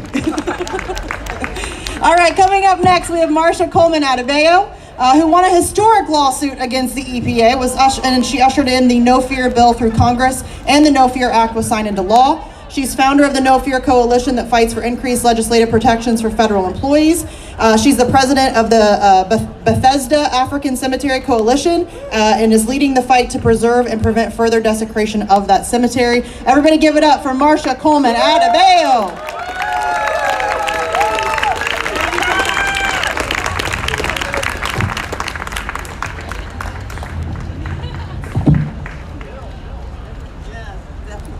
Power to the people. Power to the people. I bring you greetings from the Bethesda African Cemetery Coalition. On Thursday, just as FYI, we were actually at the Maryland Court of Special Appeals to stop the Housing Opportunities Commission from selling the bodies of African people to a private developer. Shame!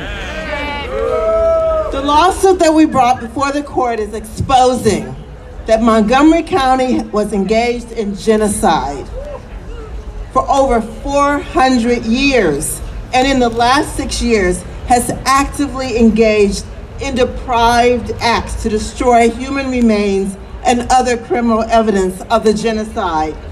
We ask you to please pay attention to this issue.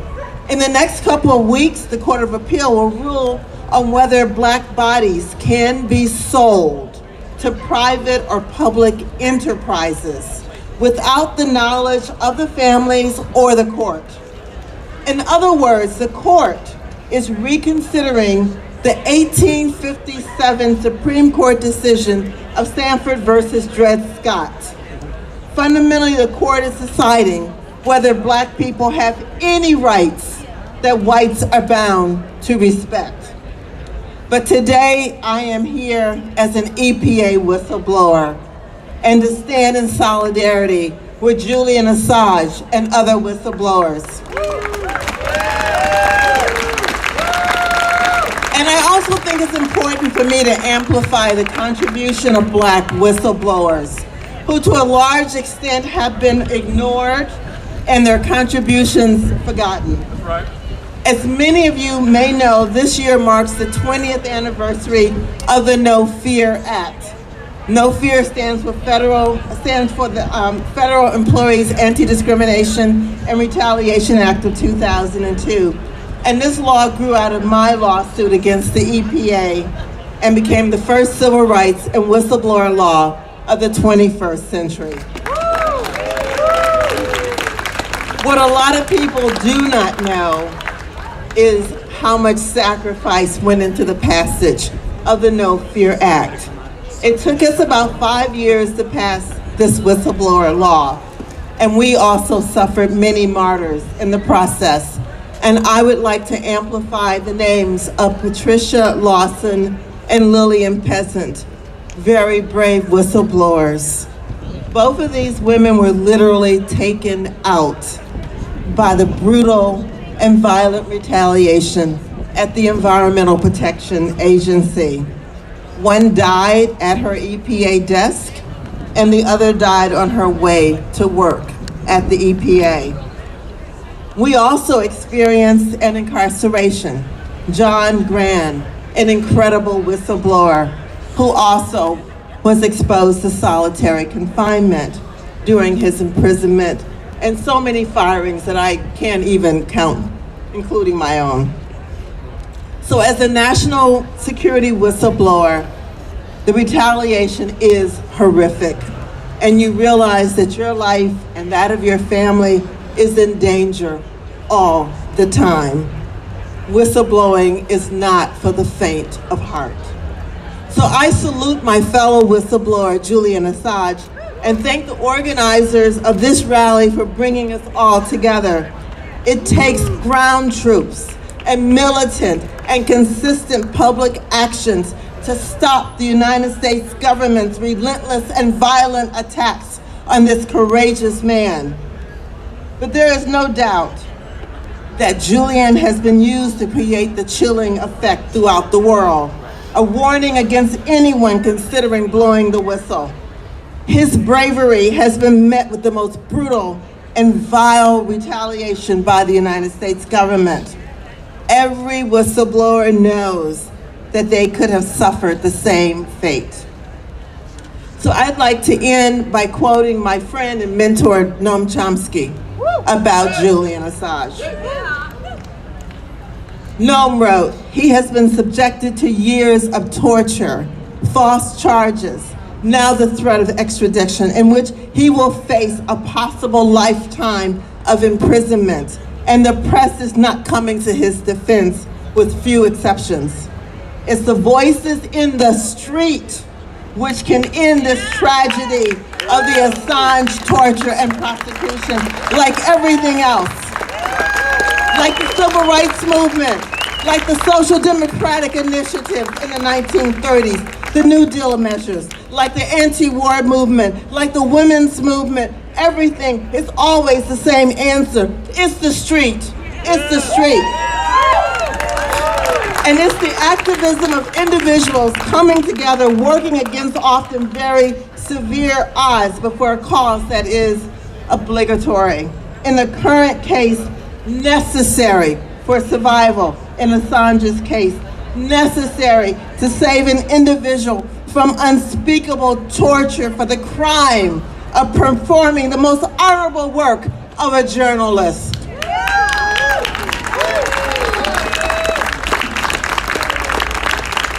Free Julian Assange! Free Julian Assange! Free Julian Assange! Free Julian Assange! Ashe.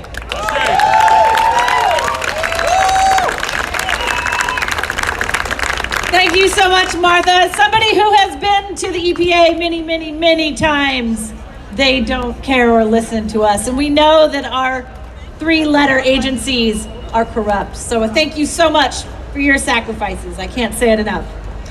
Next, I would like to introduce Matthew Ho. He is a disabled Marine combat veteran. In 2009, He resigned his position with the State Department in Afghanistan in protest of the escalation of the war. He is a candidate with the Green Party to represent North Carolina in the U.S. Senate in 2022. Please give a warm welcome to Matthew Ho.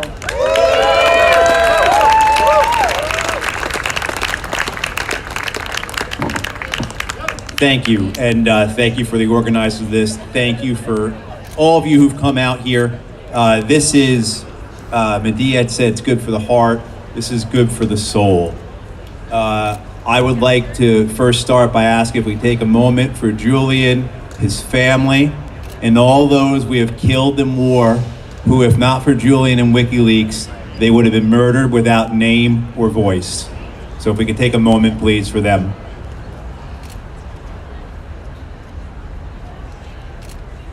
Thank you. The first time I was asked to speak about Julian was when the Apache gunship murder video came out. It was myself and another veteran on television were asked to speak about that. And we sat there, and both of our responses were, my God, what did you think we were doing over there? What Julian and WikiLeaks has done for millions of people who otherwise would have been killed without voice, without name, without dignity. That is why he is in Belmarsh. That is why they want to bring him here. That is why they want to murder him.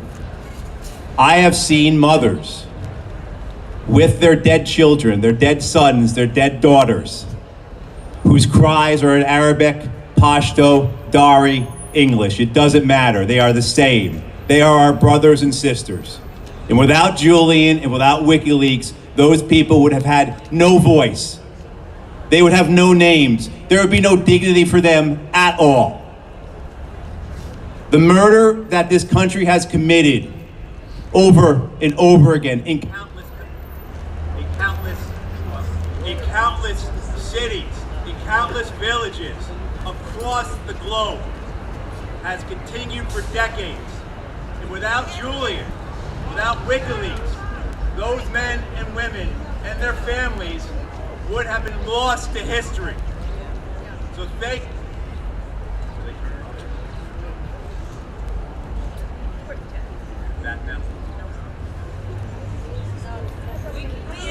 You hear me? Okay.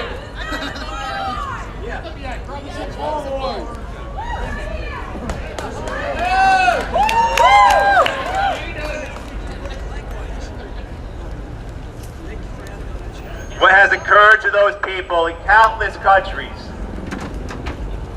unnameable cities and villages, millions who have been devastated, brought down, put into the dirt by the American war machine. Without WikiLeaks, without Julian, they would be unknown. We can never forget them. We will never forget them. We will never let that go, this murder go, without accountability. Just as everyone here today is not letting the prosecution and the persecution of Julian go. I want to thank everyone who is here. Thank everyone for what they're doing. This will not end. And if they dare bring Julian here to the United States, we will meet him and we will meet them and we will set him free. Free Julian Assange. Free Julian Assange.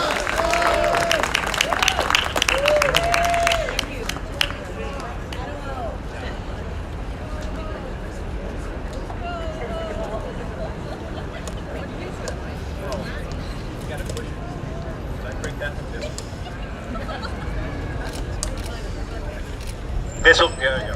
Okay, the last one. You're fine. It's probably, I'm done. Okay, I'm used to this one. This is my thing. I'm used to a megaphone. Okay, so everybody give it up for Matthew Ho. All right, coming up next is another one of my favorite independent journalists. He's an author, a journalist, currently the editor-in-chief of Consortium News. If you know me, you know I'm really hard on media in terms of covering Julian Assange. Consortium News is like the only outlet who covers it enough. They do an amazing job. And he was a UN correspondent for the Wall Street Journal, the Boston Globe, the Sunday Times of London. Loria began his professional work as a 19-year-old stringer for the New York Times, and everybody give it up for Mr. Joe Loria.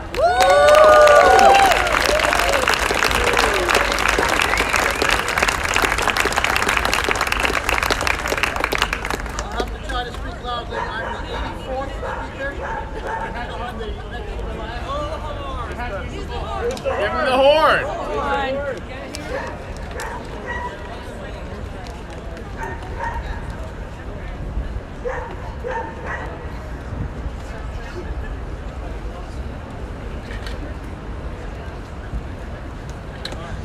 Thank you very much. Is that better? Yeah. But that was an amazing scene to see that yellow ribbon going around this building. It's fabulous. I thank everybody who came here. I thank all the organizers, from the people who brought the coffee, to Misty, to Raw Media for providing a live stream free, and to these incredibly strong people who've been standing here holding this sign, chucking everybody. Yeah. Okay, I have a very brief letter that I've written to Merrick Garland, rather, the Attorney General of the United States. Dear Mr. Garland, the case of Julian Assange goes to the core of how we define ourselves in the United States and in the West. Are we democracies that uphold the right to criticize government, or growing autocracies that crush dissent? Assange exposed the wrongdoing of U.S. government officials and the military. That's the job journalists are supposed to do in a democracy. I worked for decades in the establishment media. I saw too many people there pretending at the job because of the status they thought it brought them. They lived vicariously through the powerful people they covered, ignoring the different kind of power that journalism wields to hold the powerful to account. That's the power Julian Assange exercised.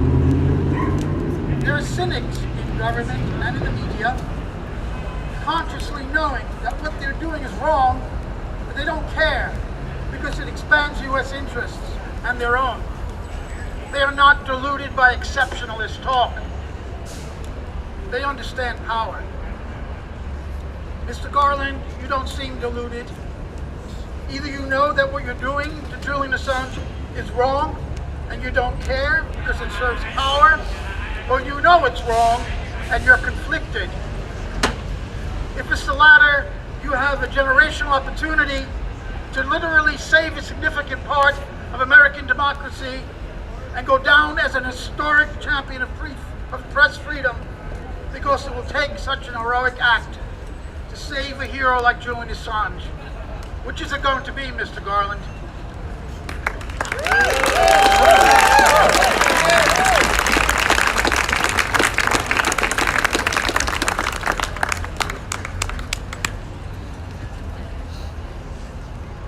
All right, how's everybody doing out there? You know, we are most comfortable with the microphone in our hands and being loud and in the streets. And so I hope all of you that are here today can get out more often, because a few of us is not enough. We need all of us in the streets. Yes. So I would like to introduce our next speaker, John Kiriakou. Yes. Author, former intelligence officer. He has worked as an analyst and case officer with the CIA. After leaving the CIA, he revealed on ABC News that waterboarding, a method of torture, was used in intense surveillance, and the U.S. government persecuted him. He was the sixth whistleblower to be indicted by the Obama administration under the Espionage Act, a law meant to punish spies, not whistleblowers. Please give a warm welcome for John Kiriakou.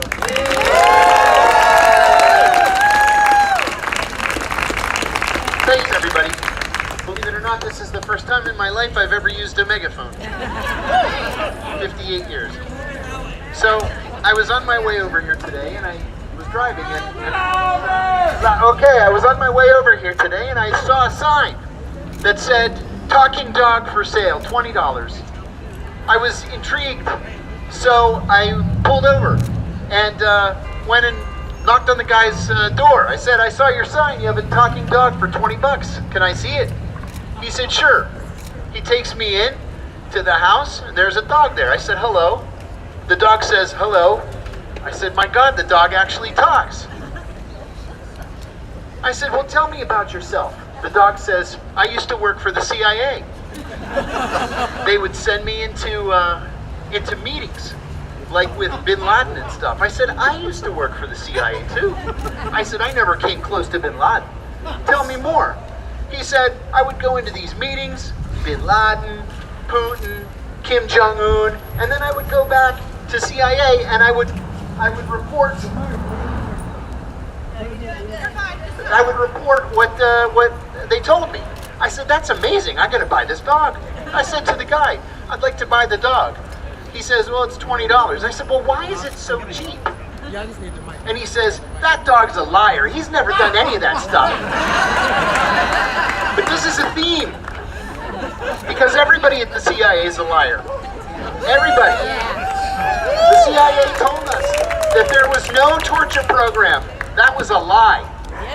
The CIA told us that there was no archipelago of secret prisons all around the world. That was a lie.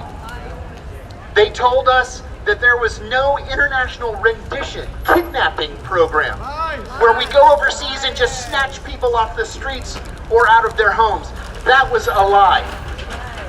The CIA tells us today, in 2022, that they cannot even confirm the existence of a drone program. They're lying. Now, Mike Pompeo said on the campaign trail a couple of weeks ago that if and when Julian Assange is extradited to the Eastern District of Virginia, he will receive a fair trial. That's a lie. A fair trial is impossible for a bunch of reasons. Now, what Mike Pompeo didn't talk about is that he actively sought to murder Julian Assange, that he actively sought to kidnap Julian Assange and bring him surreptitiously back to the United States, probably to be killed. He didn't tell us that the CIA bugged the Ecuadorian embassy for audio and video so that they could spy on Julian Assange meeting with his attorneys and use the information against him in the United States.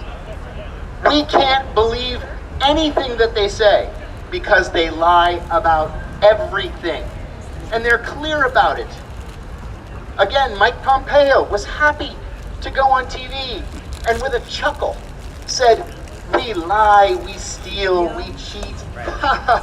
Isn't it great to be an American? So it's up to us to be there for Julian Assange. God forbid that he is indeed extradited to the United States. A crowd like this has to be in front of that courthouse in Alexandria, Virginia. We have to be there every day doing our part. Thank you all for coming. I'm so happy to see so many friends and new friends. Hello and welcome to the FBI agents in the crowd today.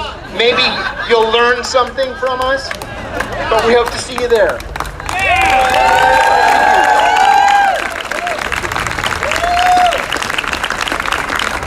Okay, do we work? Yay! Okay, excellent. All right, everybody give it up one more time for John Kiriakou. Amazing courage and bravery. We need more John Kiriakus in the world. Okay, coming up next is yet another one of my favorite independent journalists, and this one is incredibly important to this cause because Kevin Gosztola has been on this case since day one, and in fact covered Chelsea Manning's case as well, and is one of the foremost journalists on all things whistleblowers and dissent. He's an American journalist, managing editor of Shadowproof. Please go follow, subscribe, share, all that good stuff.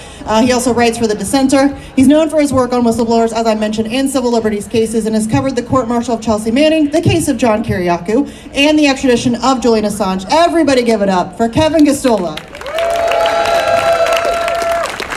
All right, everyone. Quite the marathon of speakers, and now I'm up here to give you a recap of everything that you've already heard for the last 2 hours. No, you know, I made this trip regularly when Chelsea was on trial and she was going through her court-martial. I was one of like 5 journalists that was traveling, which was bizarre because there are quite a number of journalists that live in New York and DC, and they can make this trip fairly easily. compared to what anybody who lives in Chicago or on the West Coast might have to go through in order to do this regularly. We've had quite a conversation, a really good dialogue today about journalism and the failure of journalism and what it means to be a journalist. And it's quite clear to all of us that Julian Assange is a journalist. And that's the focus of a book I've been working on for the last 8 to 10 months called Guilty of Journalism, that's coming out in February. And I've spent quite a long time trying to prepare a guidebook in the eventual possibility that we don't want to be a possibility that Julian Assange is here in the United States in 2023 or 2024. But that's why we're all here today. We are here to prevent it. And we're here today because Stella Assange organized this amazing show of support in London that far surpassed anything we could have imagined. Somewhere between 5,000 to 10,000 people potentially that came out in London, of all places, and then people around the world said, that's not going to be the only event. And that was inspirational to me. That got me to buy an airline ticket and come out here to be part of this event, to join with you with this group. And Julian Assange is a journalist. He's not a source. The New York Times always likes to pretend like he's a source so that they do not have to take responsibility for what he did, so that they do not have to show solidarity with him, so that they don't have to treat him like a partner. Bullshit. And Holger Stark of Der Spiegel is absolutely right that the 5 media outlets, the main corporate or establishment news outlets that worked with WikiLeaks, should put out an appeal that says free Assange, that they should unite together, and that would be hugely powerful. But if they're not going to do that, then it falls on us in order to free Julian Assange. It falls on us to have moments of confrontation, not violent. We don't need to intimidate or harass anybody, but it falls on us to find ways that we can create moments that are capable of shaming people like Antony Blinken, like Mike Pompeo, like Merrick Garland, and others who might do events out in public. The kind of thing that you all know what to do because you're seasoned activists and you've been doing this for a very long time and you're here and you're dearly committed to this cause. You have to create these opportunities like what Abby Martin did with the people who were at the Summit of the Americas to challenge this empire and what they were doing. You have to create those moments. You know, she stood up for Shireen Abu Akleh and was making a big point about whose lives are valued and whose lives are not valued by this country. And that's what we have to do. And just to give you some specifics, the last thing I want to leave you with is I didn't know that any polling agency had any interest in Julian Assange anymore. But within the last months, Morning Consult actually did a poll on Julian Assange and WikiLeaks and asked people what they know and what they remember. And I have bad news for you. Nearly half of US adults that were polled said they did not know who Julian Assange was as a person.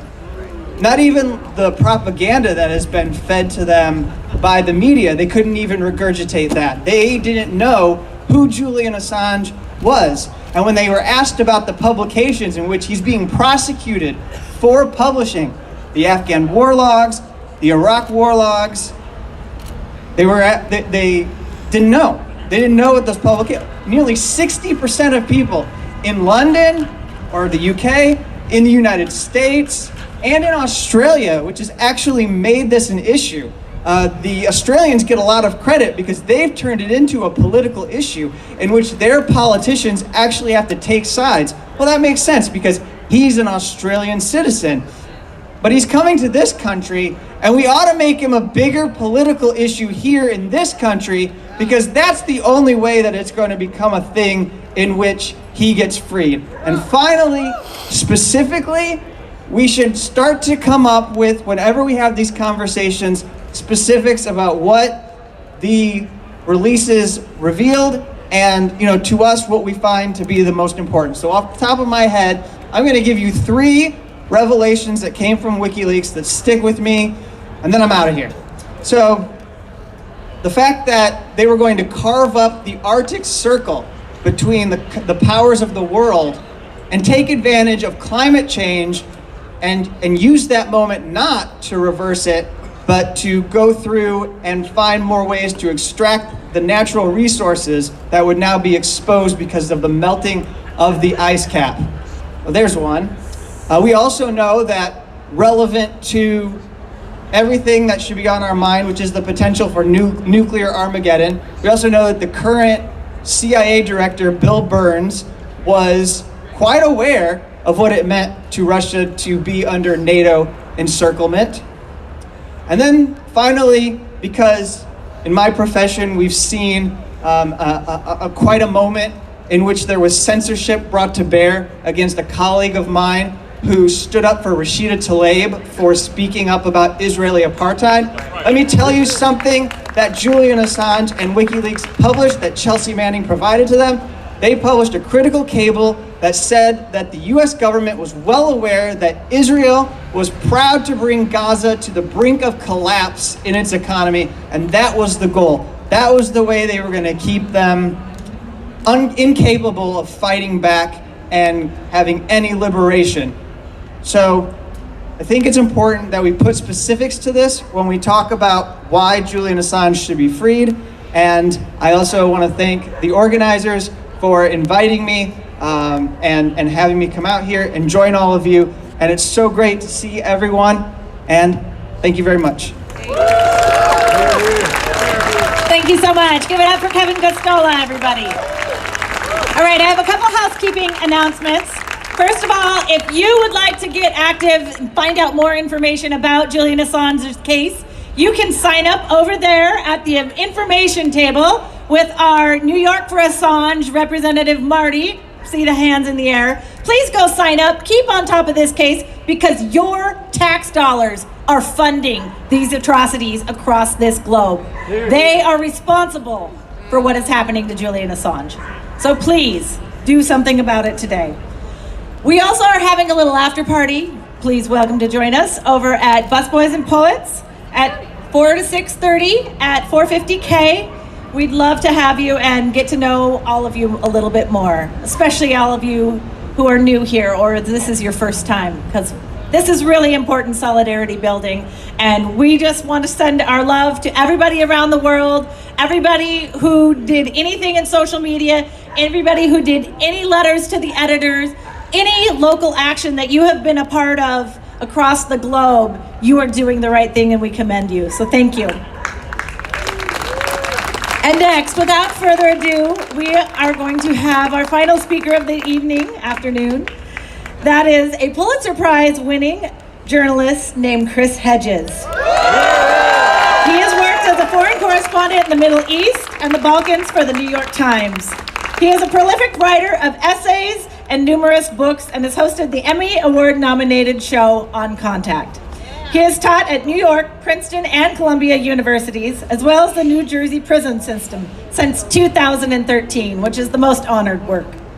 In Hedges versus Obama, Chris and Noam Chomsky and Daniel Ellsberg sued members of the government after the NDAA, the National Defense Authorization Act. It was signed into law. They won, but it was appealed by Obama and overturned. Most recently, Chris was invited by Julian and Stella Assange to be an official witness at their wedding in Belmarsh Prison.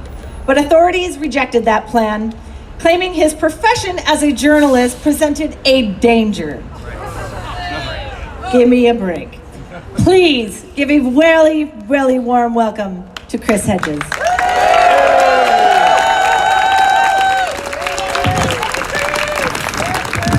Thank you for coming. Merrick Garland and those who work in the Department of Justice are the puppets, not the puppet masters. They are the facade, the fiction, that the long-standing persecution of Julian Assange has something to do with justice. Like the High Court in London, they carry out an elaborate judicial pantomime. They debate arcane legal nuances to distract from the Dickensian farce where a man who has not committed a crime, who is not a U.S. citizen, can be extradited under the Espionage Act and sentenced to life in prison for the most courageous and consequential journalism of our generation. The engine driving the lynching of Julian is not here on Pennsylvania Avenue. It is in Langley, Virginia, located at a complex we will never be allowed to surround, the Central Intelligence Agency. It is driven by a secretive interstate, one where we do not count, in the mad pursuit of empire and ruthless exploitation. Because the machine of this modern Leviathan was exposed by Julian and WikiLeaks, the machine demands revenge. The United States has undergone a corporate coup d'etat in slow motion. It is no longer a functioning democracy. The real centers of power in the corporate, military, and national security sectors were humiliated and embarrassed by WikiLeaks. Their war crimes, lies, conspiracies to crush the democratic aspirations of the vulnerable and the poor, and rampant corruption here and around the globe were laid bare in troves of leaked documents. We cannot fight on behalf of Julian unless we are clear about who we are fighting against. It is far worse than a corrupt judiciary. The global billionaire class who have orchestrated a social inequality rivaled by Pharaonic Egypt has internally seized all of the levers of power and made us the most spied upon, monitored, watched, and photographed population in human history. When the government watches you 24 hours a day, you cannot use the word liberty. This is the relationship between a master and a slave. Julian was long a target, of course. When WikiLeaks published the documents known as Vault 7, which exposed the hacking tools the CIA uses to monitor our phones, televisions, and even cars, he and journalism itself was condemned to crucifixion. The object is to shut down any investigation into the inner workings of power that might hold the ruling class accountable for its crimes, eradicate public opinion, and replace it with a cant fed to the mob. I spent 2 decades as a foreign correspondent on the outer reaches of empire in Latin America, Africa, the Middle East, and the Balkans. I am acutely aware of the savagery of empire, how the brutal tools of repression are first tested on those Franz Fanon called the wretched of the earth. Wholesale surveillance, torture, coups, black sites, black propaganda, militarized police, militarized drones, assassinations, wars. Once perfected on people of color overseas, these tools migrate back to the homeland. By hollowing out our country from the inside through deindustrialization, austerity, deregulation, wage stagnation, the abolition of unions, massive expenditures on war and intelligence, a refusal to address the climate emergency, and a virtual tax boycott for the richest individuals and corporations. These predators intend to keep us in bondage, victims of a corporate neo-feudalism, and they have perfected their instruments of Orwellian control. The tyranny imposed on others is now imposed on us. From its inception, the CIA carried out assassinations, coups, torture, and illegal spying and abuse, including on that of U.S. citizens. Activities exposed in 1975 by the Church Committee hearings in the Senate and the Pike Committee hearings in the House. All these crimes, especially after the attacks of 9/11, have returned with a vengeance. The CIA is a rogue and unaccountable paramilitary organization with its own armed units and drone program, death squads, and a vast archipelago of global black sites where kidnapped victims are tortured and disappear. The U.S. allocates a secret black budget of $50 billion a year to hide multiple types of clandestine projects carried out by the National Security Agency, the CIA, and other intelligence agencies, usually beyond the scrutiny of Congress. The CIA has a well-oiled apparatus to kidnap, torture, and assassinate targets around the globe, which is why, since it had already set up a system of 24-hour video surveillance of Julian in the Ecuadorian embassy in London, it quite naturally discussed kidnapping and assassinating him. That is its business. Senator Frank Church, after examining the heavily redacted CIA documents released to his committee, defined the CIA's covert activity, and I quote, as a semantic disguise for murder, coercion, blackmail, bribery, the spreading of lies, and consorting with known torturers and international terrorists. All despotisms mask state persecution with sham court proceedings. The show trials and troikas in Stalin's Soviet Union, the raving Nazi judges in fascist Germany, the denunciation rallies in Mao's China. State crime is cloaked in a faux legality, judicial farce. Julian is extradited and sentenced, and given the Lubyanka-like proclivities of the Eastern District of Virginia, this is a near certainty. It means that those of us who have published classified material, as I did when I worked for the New York Times, will become criminals. Hear him. It means that the Iron Curtain will be pulled down to mask the abuses of power.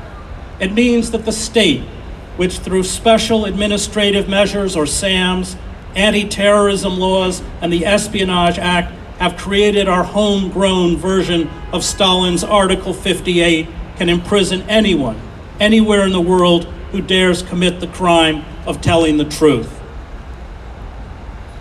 We are here today to fight for Julian, but we are also here to fight against powerful subterranean forces that, in demanding Julian's extradition and life imprisonment, have declared war on journalism. We are here today to fight for Julian, but we are also here to fight for the restoration of the rule of law and democracy. We are here today to fight for Julian, but we are also here to dismantle the wholesale Stasi-like state surveillance erected across the West. We are here today for Julian. But we are also here to overthrow, and let me repeat that word for the benefit of those in the FBI and Homeland Security who have come here to monitor us, overthrow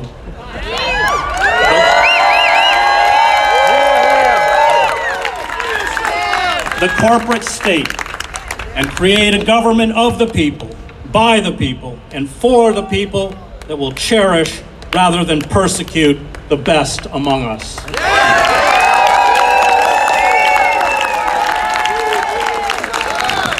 Hedges, everybody.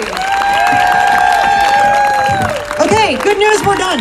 Marathon of speakers is over. I want to thank you guys for coming out, for hanging out, for staying through so many speakers. Thank you to our speakers for coming. Busboys and Poets, 4 to 6:30. It's 450 K Street. Please come out, hang out. You can sign up for more information over there with our good friend Marty. And I also just want to thank everybody that helped organize. It was not just me. Everybody stop saying that. Bernadette and Marty and Suzanne and Paula and Amber and everybody that helped out. Couldn't have done it without them. Thank you guys for coming out. We really appreciate it. And if you're a media and you want to do any interviews with any of the speakers, please see Suzanne down at the press tent. Thank you guys for coming out. We really appreciate it. And free Assange. Free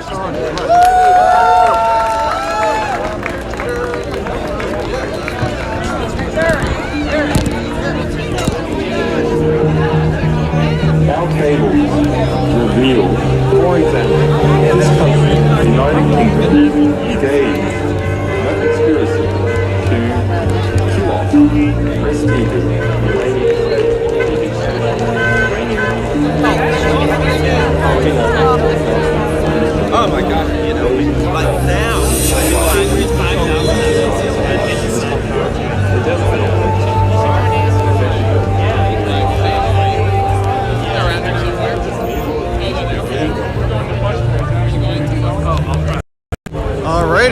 have it. That was a speech by Chris Hedges at the end there.